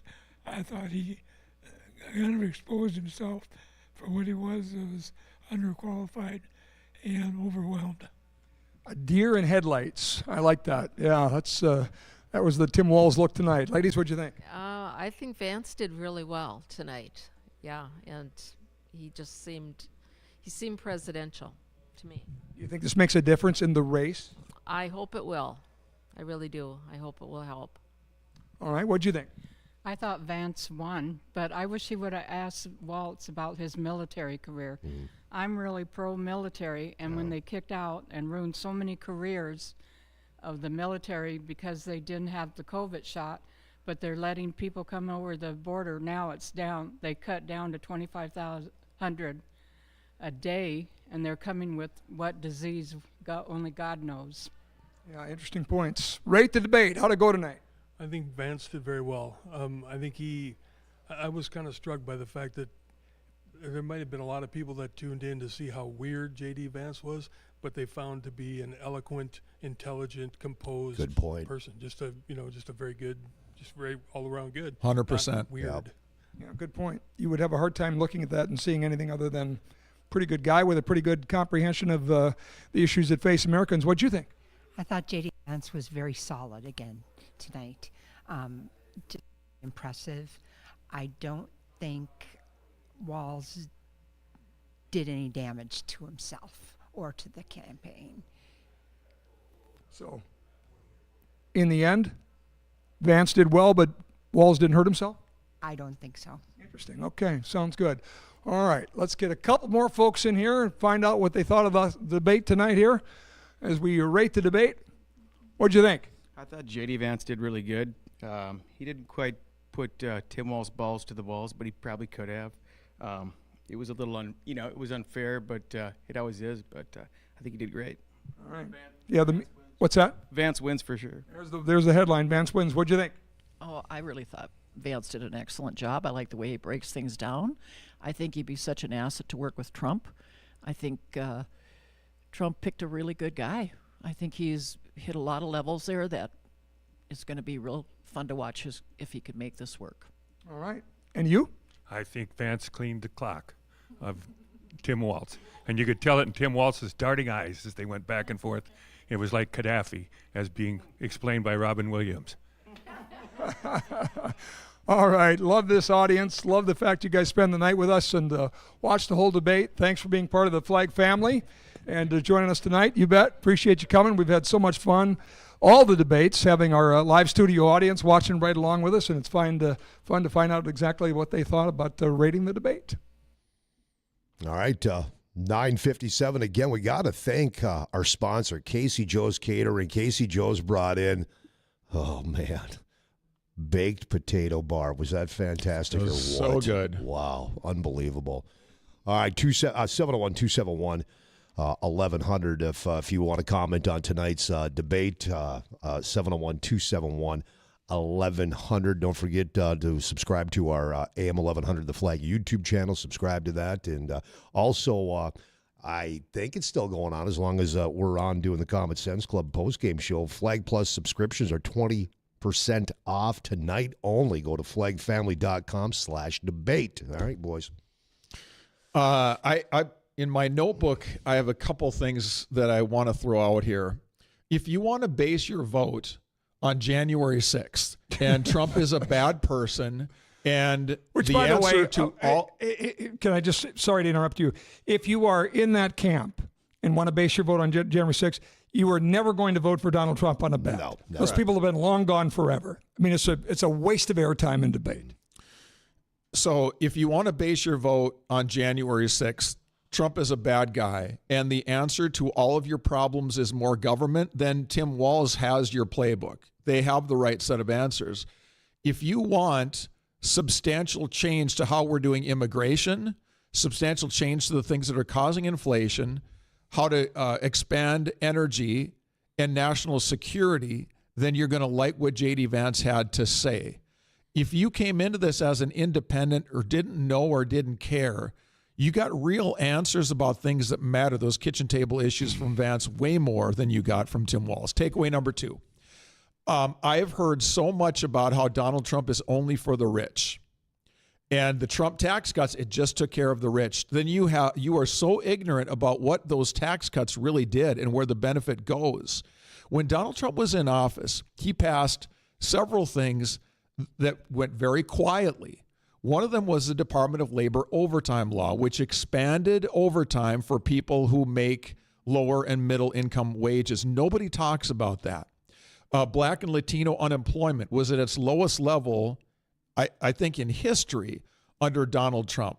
When Donald Trump was in office, you had private sector job growth, which allowed the rising tide to lift more boats in the low to middle income levels, and people don't talk about that. And if she gets elected and she ends the Trump tax cuts, the wealthy are going to be fine because all of their money is in things that's going to generate money. They've got enough. The $100 million people, the 1% people, that kind of thing. The people that it's going to hurt are the people in the lower and the middle class. And I wish J.D. Vance would have expanded on that a little bit more. The final thing, my big takeaway was, I thought I heard J.D. Vance talking about a better economy will be able to fund some sort of a paid leave program. You're butthurt about this, aren't you? I am, Yeah, Scott. yeah. Why are we bringing these ideas up? This is nothing that conservatives are going to subscribe to. Donald Trump's a populist. I know. Yeah, so that doesn't surprise me at all. But I'm surprised the issue came up, to tell you the truth. Yeah. It's a typical CBS. If you go through and look at some of these issues. I'm just saying, you guys, this is a monumental shift. We've not heard anything like this. We've heard Trump talk about, eliminating taxes on overtime pay or whatever, and different tips and things, stuff like that. tips like that. Those things you sort of kind of get it. When you talk about funding a federal paid leave program, I get very nervous about this. I want to know more about it. I'm not going to government intervention. It's bigger government. Yeah. The government gets bigger, the people get smaller. I don't like this. I want to find out more about it before I make an answer. But I'm really surprised we heard about it today. And I'm with you that this hasn't come up in any debates. It hasn't really been talked about on the campaign trail. I don't First think I've heard of it. I don't think either parties have ever really brought it up. We know they're doing it in Minnesota. So, yeah, it was kind of surprising to hear this come out. The Democrats want it. They probably fund it differently than Republicans would. But, yeah, he must have had approval from Trump. He wouldn't just drop that out of nowhere. Let's go to Chicago, and Patrick is up on the Common Sense Club. Patrick, thanks for calling in from the Windy City. Your take on tonight.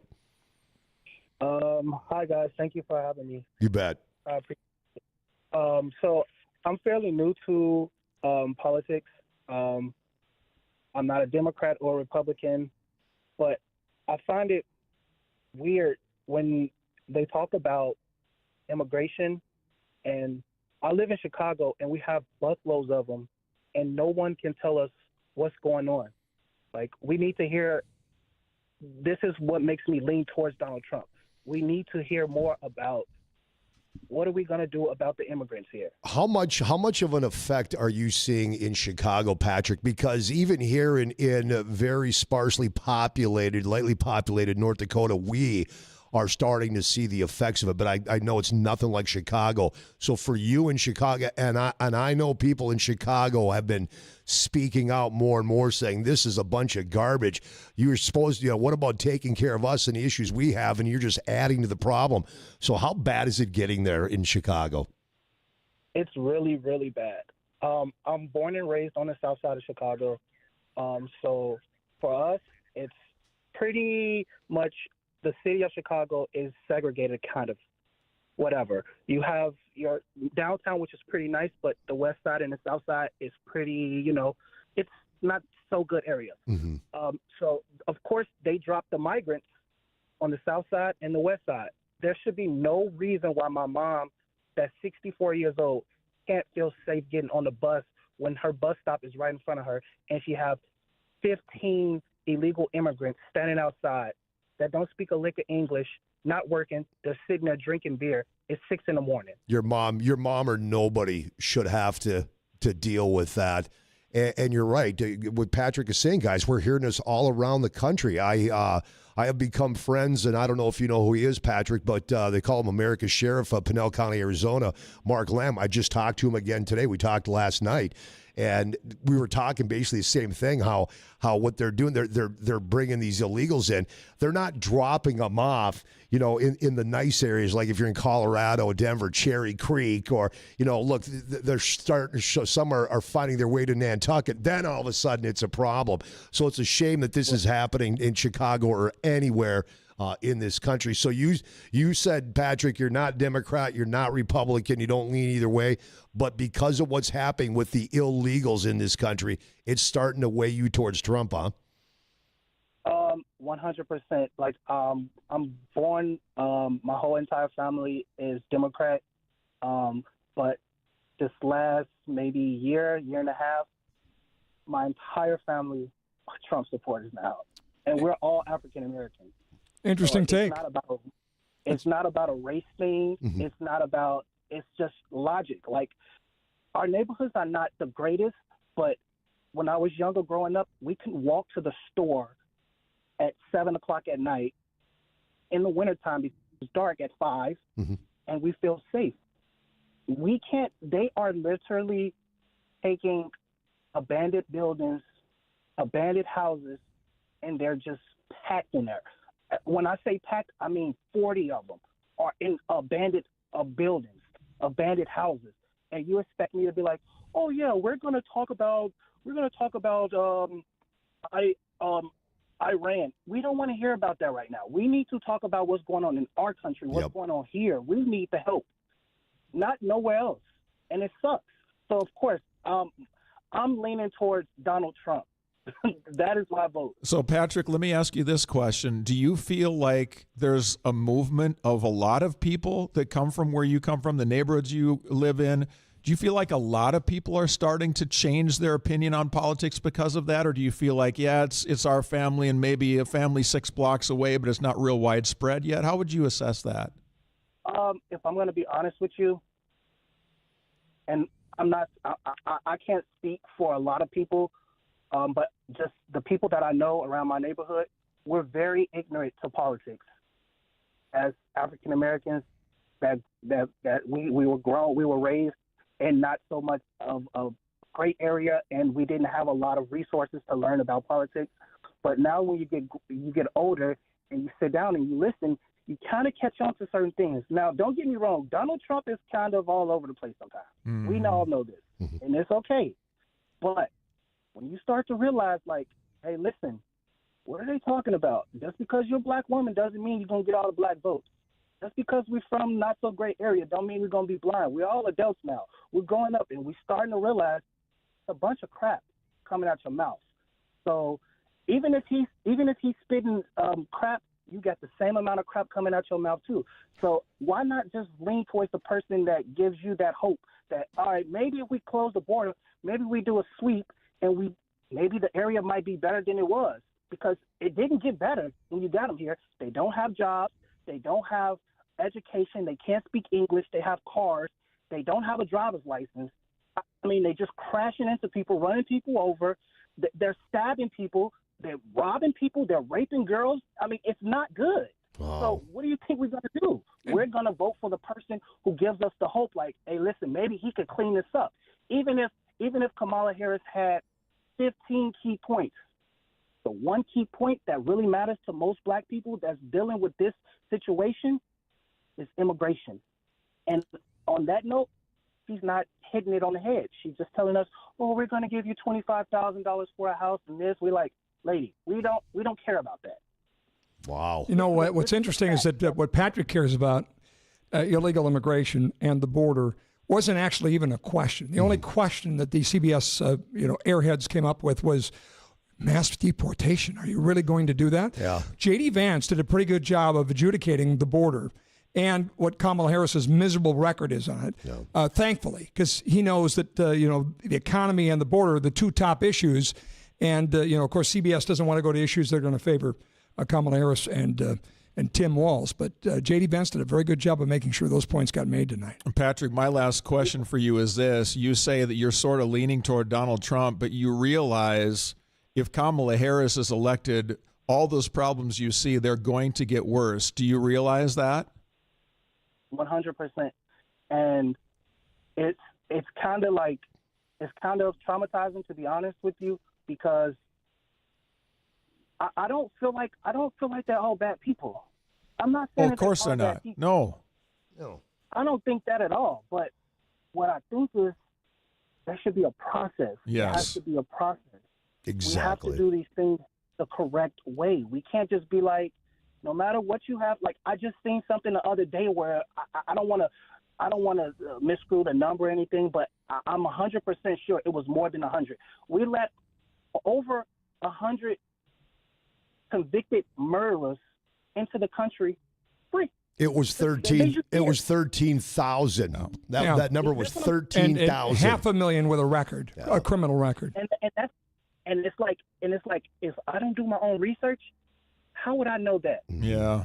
Yeah, well, it doesn't sound like you're leaning toward Donald Trump, my friend. Sounds like you're already there. Don't be afraid to follow your convictions on this one, because your gut's telling you what you need to be listening to. And Patrick, I got to believe there's many people, especially in these bigger cities, that are really seeing the illegal punch coming their way, that are feeling the same way you are. And that is, look, I want my neighborhood back. I want my family safe. I don't want to have to worry about a family member being raped or murdered or whatever it is, or being robbed, mugged, whatever. So I think there's a lot of this going on in this country, and you're just not hearing it from the mainstream media.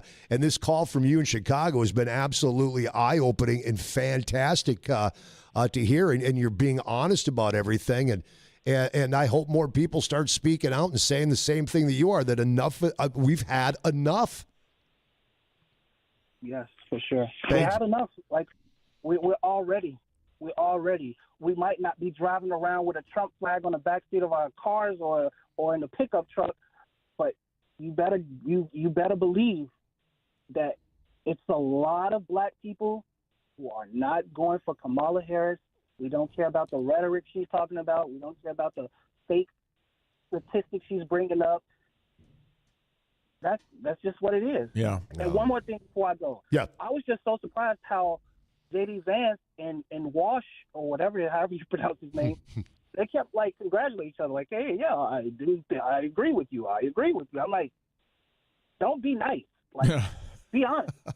Yeah, that was, we were all surprised. We thought going into this it was going to be a bloodbath, and that J.D. Vance was just going to go after Minnesota Governor Tim Walz and get under his skin, because we've many have heard that Governor Walz has a temper, and that just didn't happen tonight. It was it was really it was civil, but I got to give J.D. Vance the win for props for getting his points in that needed to be made.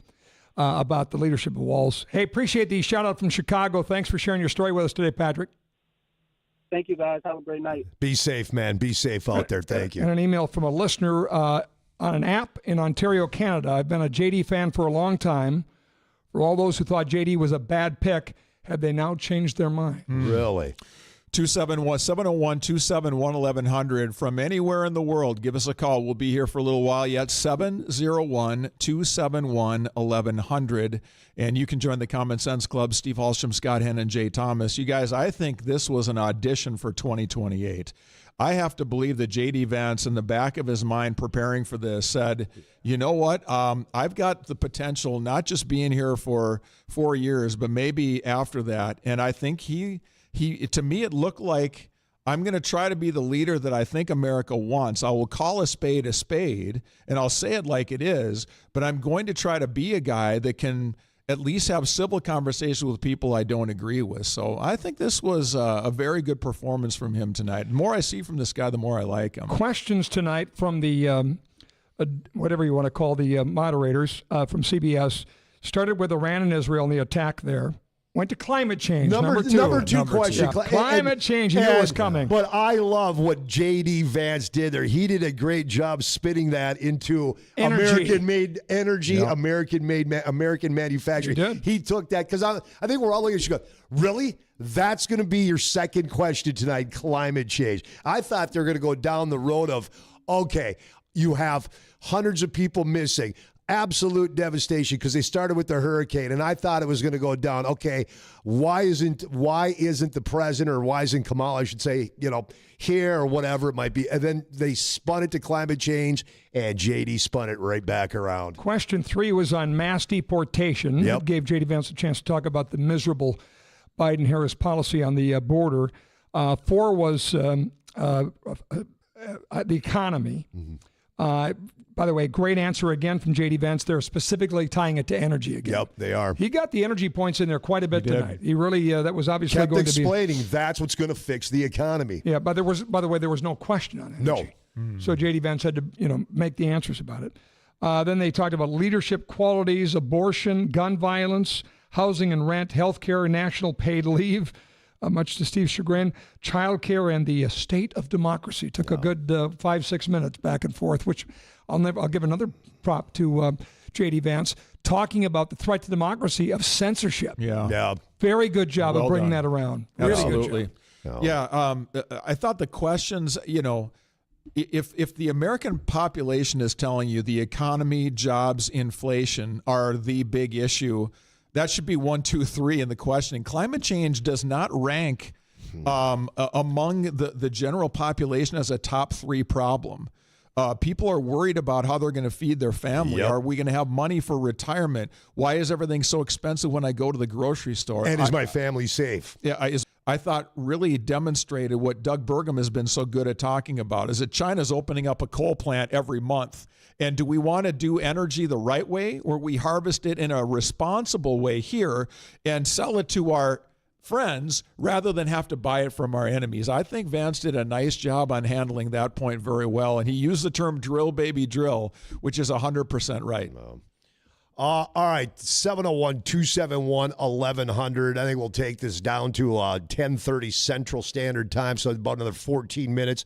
If you got a question, you want to comment on tonight's debate, anywhere, like Steve said, anywhere in the world, 701-271-1100.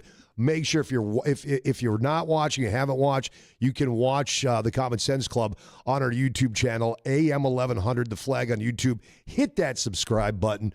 Let's see, out to Argusville. Carl, you're up on the Common Sense Club on AM 1100, The Flag. Yeah, hey guys. I thought Vance was way too nice tonight, and wanted to see a little bit more anger and a little bit more fight in him.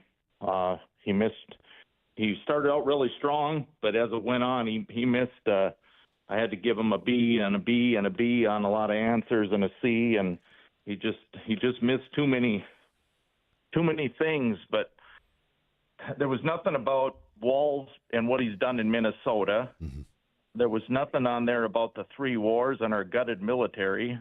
There's nothing in there about the interest on our debt now exceeding GDP. Or the 300 kids that are lost, 300,000 kids that are lost that we don't even know where they're at from the border. I mean, I expected more statistics, and he should have described the border bill and what was bad about it. Yeah, I agree. There's things in that border bill that just cauterizes, it just makes it legal for them to do whatever they want. It funds sanctuary cities. The number one pain point right now, these sanctuary cities. That didn't come up. And that bill actually funded sanctuary cities. You're exactly right. That bill is absolute garbage. Yeah. And they get by with saying it's some sort of panacea. He did do a good job of saying, well, by the way, 3 years you did nothing. Yeah. And then you decide, because it's a political pain point, to come up with this bill. So they had, this is another thing I'd love people to say. If you think that was such a great bill, why didn't you pass it when you had a Democratic House and a Democratic Senate? Full control. Why didn't you do it on day one? That's right. Yeah, there's a lot of questions. But you're right. You should have been writing the questions tonight. You're exactly right. There were missed opportunities here. No, but climate change, the second question, I know. that's ridiculous. It was. I thought he missed a lot of opportunities to explain all the expenses, the terrible amount of expense that we're going through with all these illegals. They said the amount that just New York City has paid in the fiscal 2023 year. I mean, it's just absolutely, I don't know. I thought he missed a lot of, I thought he was too nice. But you could tell. I don't know how many times Walz pooped his pants, but his boots have got to be full, because the look on his face was just terrible. Yeah, his nonverbals were not great. Nervous. Yeah.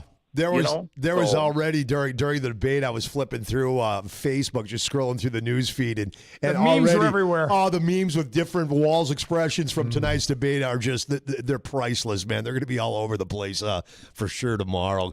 Carl, appreciate the input. Thanks for listening to the Common Sense Club on AM 1100 The Flag, and also you folks out in Tioga, KTGO 1090. All right, let's move over to Minnesota Moorhead. Helen, you're up on the Common Sense Club. Hello. I want to say kudos to Vance. He did an amazing job, and on several points, but I do want to bring up a few, of course. The first one is immigration, speaking on behalf of the Middle Eastern community, actually, as that is my origin. I don't feel safe, and it should be a process, just like us all. Yep. And there's that in regards to equality.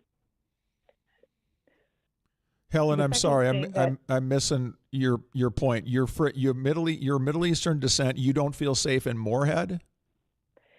In regards to all of these illegals, yes, correct. Oh, okay. I was Gotcha. out and about the other day, and I saw a group of not so safe-looking people, and they did not speak English, and I was terrified for my life, honestly. And I knew they were illegals.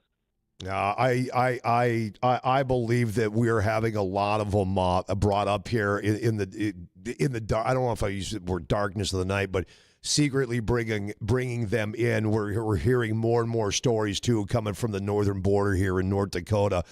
Just a couple more stories this week. Our Chris Larson broke that story yesterday up in Nelson County with the human trafficking, and we found out more about that today, and it's pretty darn scary. And then there was another one over the weekend, and I can't remember if that was another one in Nelson County or not. I had a person that I trust very much. Just a day, actually it was yesterday, no, 2 days ago, sent me pictures. 9:45 in the morning, they were driving here in Fargo, and in a local parking lot, 2 buses, big white buses I have to look at my phone, but I believe it was Rochester bus lines unloading people in a parking lot so they could run into a restaurant and get food and get back on the bus.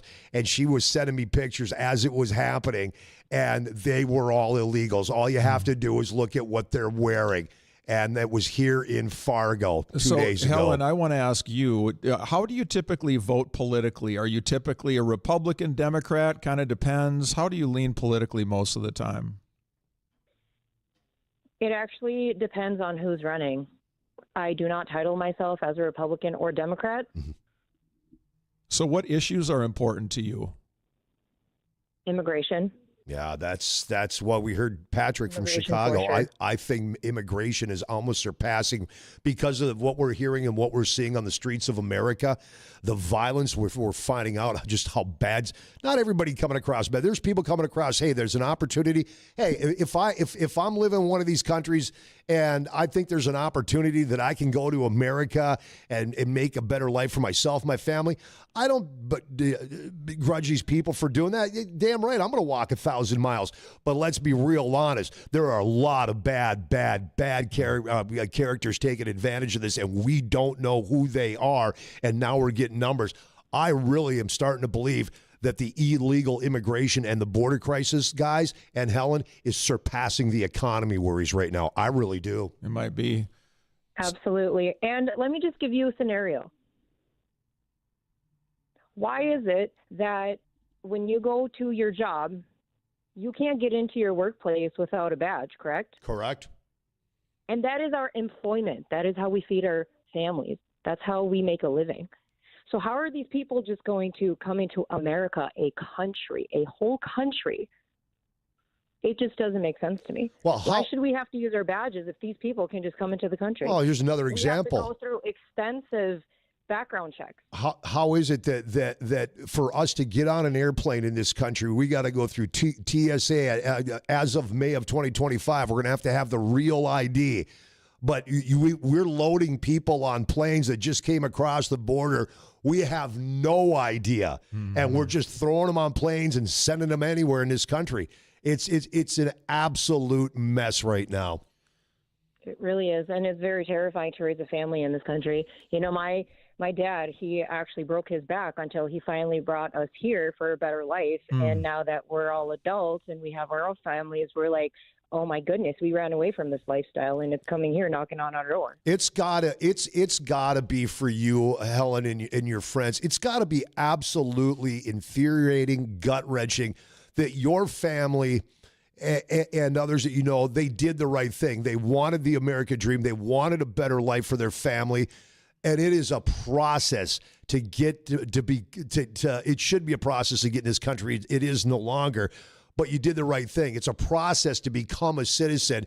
You did everything you or your family was supposed to do, and you're watching this happen.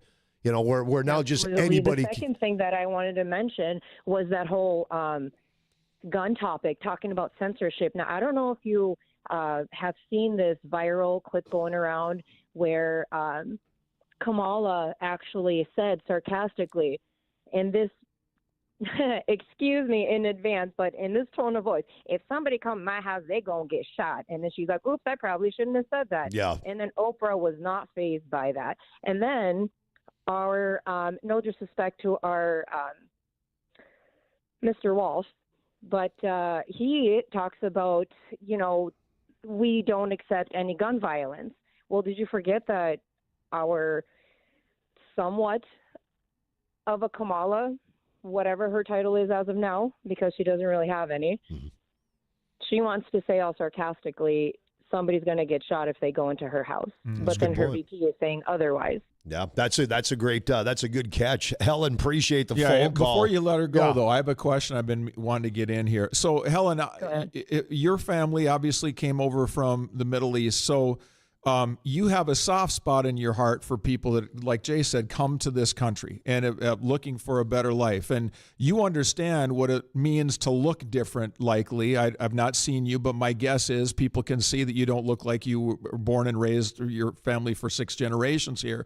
So what do you say to people that when conservatives get a bad rap for having questions about immigration just because people, the brown and the black people, you just don't want them in the country? How do you answer that question? Stick to your morals. There's more than what you see on the outside. Love it. Love it. Thank you, Helen. Appreciate it. 701-271-1100. Seriously, guys, Ken, we're going to take Ken. He's going to be the last call. We got about 3 minutes, unless you guys want to go another half hour. It's up to you. You guys are the big wigs here, because we have hard times. We got to take one more call and we'll call it. All right, let's do one more. Hey, Ken, you're up on the Common Sense Club on the flag. I was just thinking about the closing arguments that Vance spun it around so that you got a true idea of what democracy is and the freedom we've got and the American dream. And then Walz, you're a good governor, comes in and has to do, what's the term when he drops names like Bernie and Taylor Swift, of all things, pandering? Is that? Yeah. It's like, come on. Yeah. I want to be in the feel-good club so that I can rub elbows with Taylor and Bernie. Yeah, exactly. I think he practiced that line. Got a chuckle out of that. I think he was, had Kamala clapping her hands wildly, thinking, "Oh, good, he got Taylor Swift in." Yeah. Swifty, we're Swifties. We're Swifties. That's their strategy. But you're right. J.D. Vance did a good job in his closing argument of sort of saying, here's some things we should have been talking about, and again went back to energy. Great point, Ken. Appreciate the phone call. Don't mean to cut you off. Sorry, I'd like to get you more time, but we got a hard leave here at 10:30. Again, thank you. A big thank you to Casey Joe's Catering for catering the food in tonight. And everybody that was watching on YouTube, that was listening on our stations, and that showed up here for the viewer party. I wish we could have more of these, but I'm guessing this is the last debate till we might throw an election night It's party. been fun. When you think back to the Republican debates that happened with the candidates vying for the Republican nomination, and then through the historic debate between Donald Trump and Joe Biden that ended the Biden presidency. Yeah. And candidacy for this election, and then the one debate with Kamala Harris, and then tonight J.D. Vance and Tim Walz. It has been fun, and it's been great to have a live studio audience with us. Appreciate that very much to our flag audience. Thank you for that and for weighing in. Tomorrow I'll talk to Scott Jensen, who last debated. Dr. Scott. Dr. Scott, who last debated Tim Walz. Will give him a chance to rate the debate on what's on your mind. Live from Bismarck. November 5th, we will be back here for election night 2024. A long night. We will have coverage going all night long. Yeah, let's hope it's not as long a night as we had before when they shut everything down at 3 a.m. to find more votes. So we'll see what happens then. But it should be a very interesting night. I don't know that I have a gut feel for it, fellas. I don't know. Crossing my fingers and saying my prayers. Yeah, I'm not feeling strong one way or the other. I'm just not. That's a Donald Trump is going to win, fellas. Well, I hope so. He's overperforming all his 2016 and 2020 polls, and it's getting late. I think there's a lot of Patricks and Helens out there that have yet to be heard from. All three of us will talk to all you tomorrow on our respective programs. Thank you for listening. This is a Fox News alert. Getting tough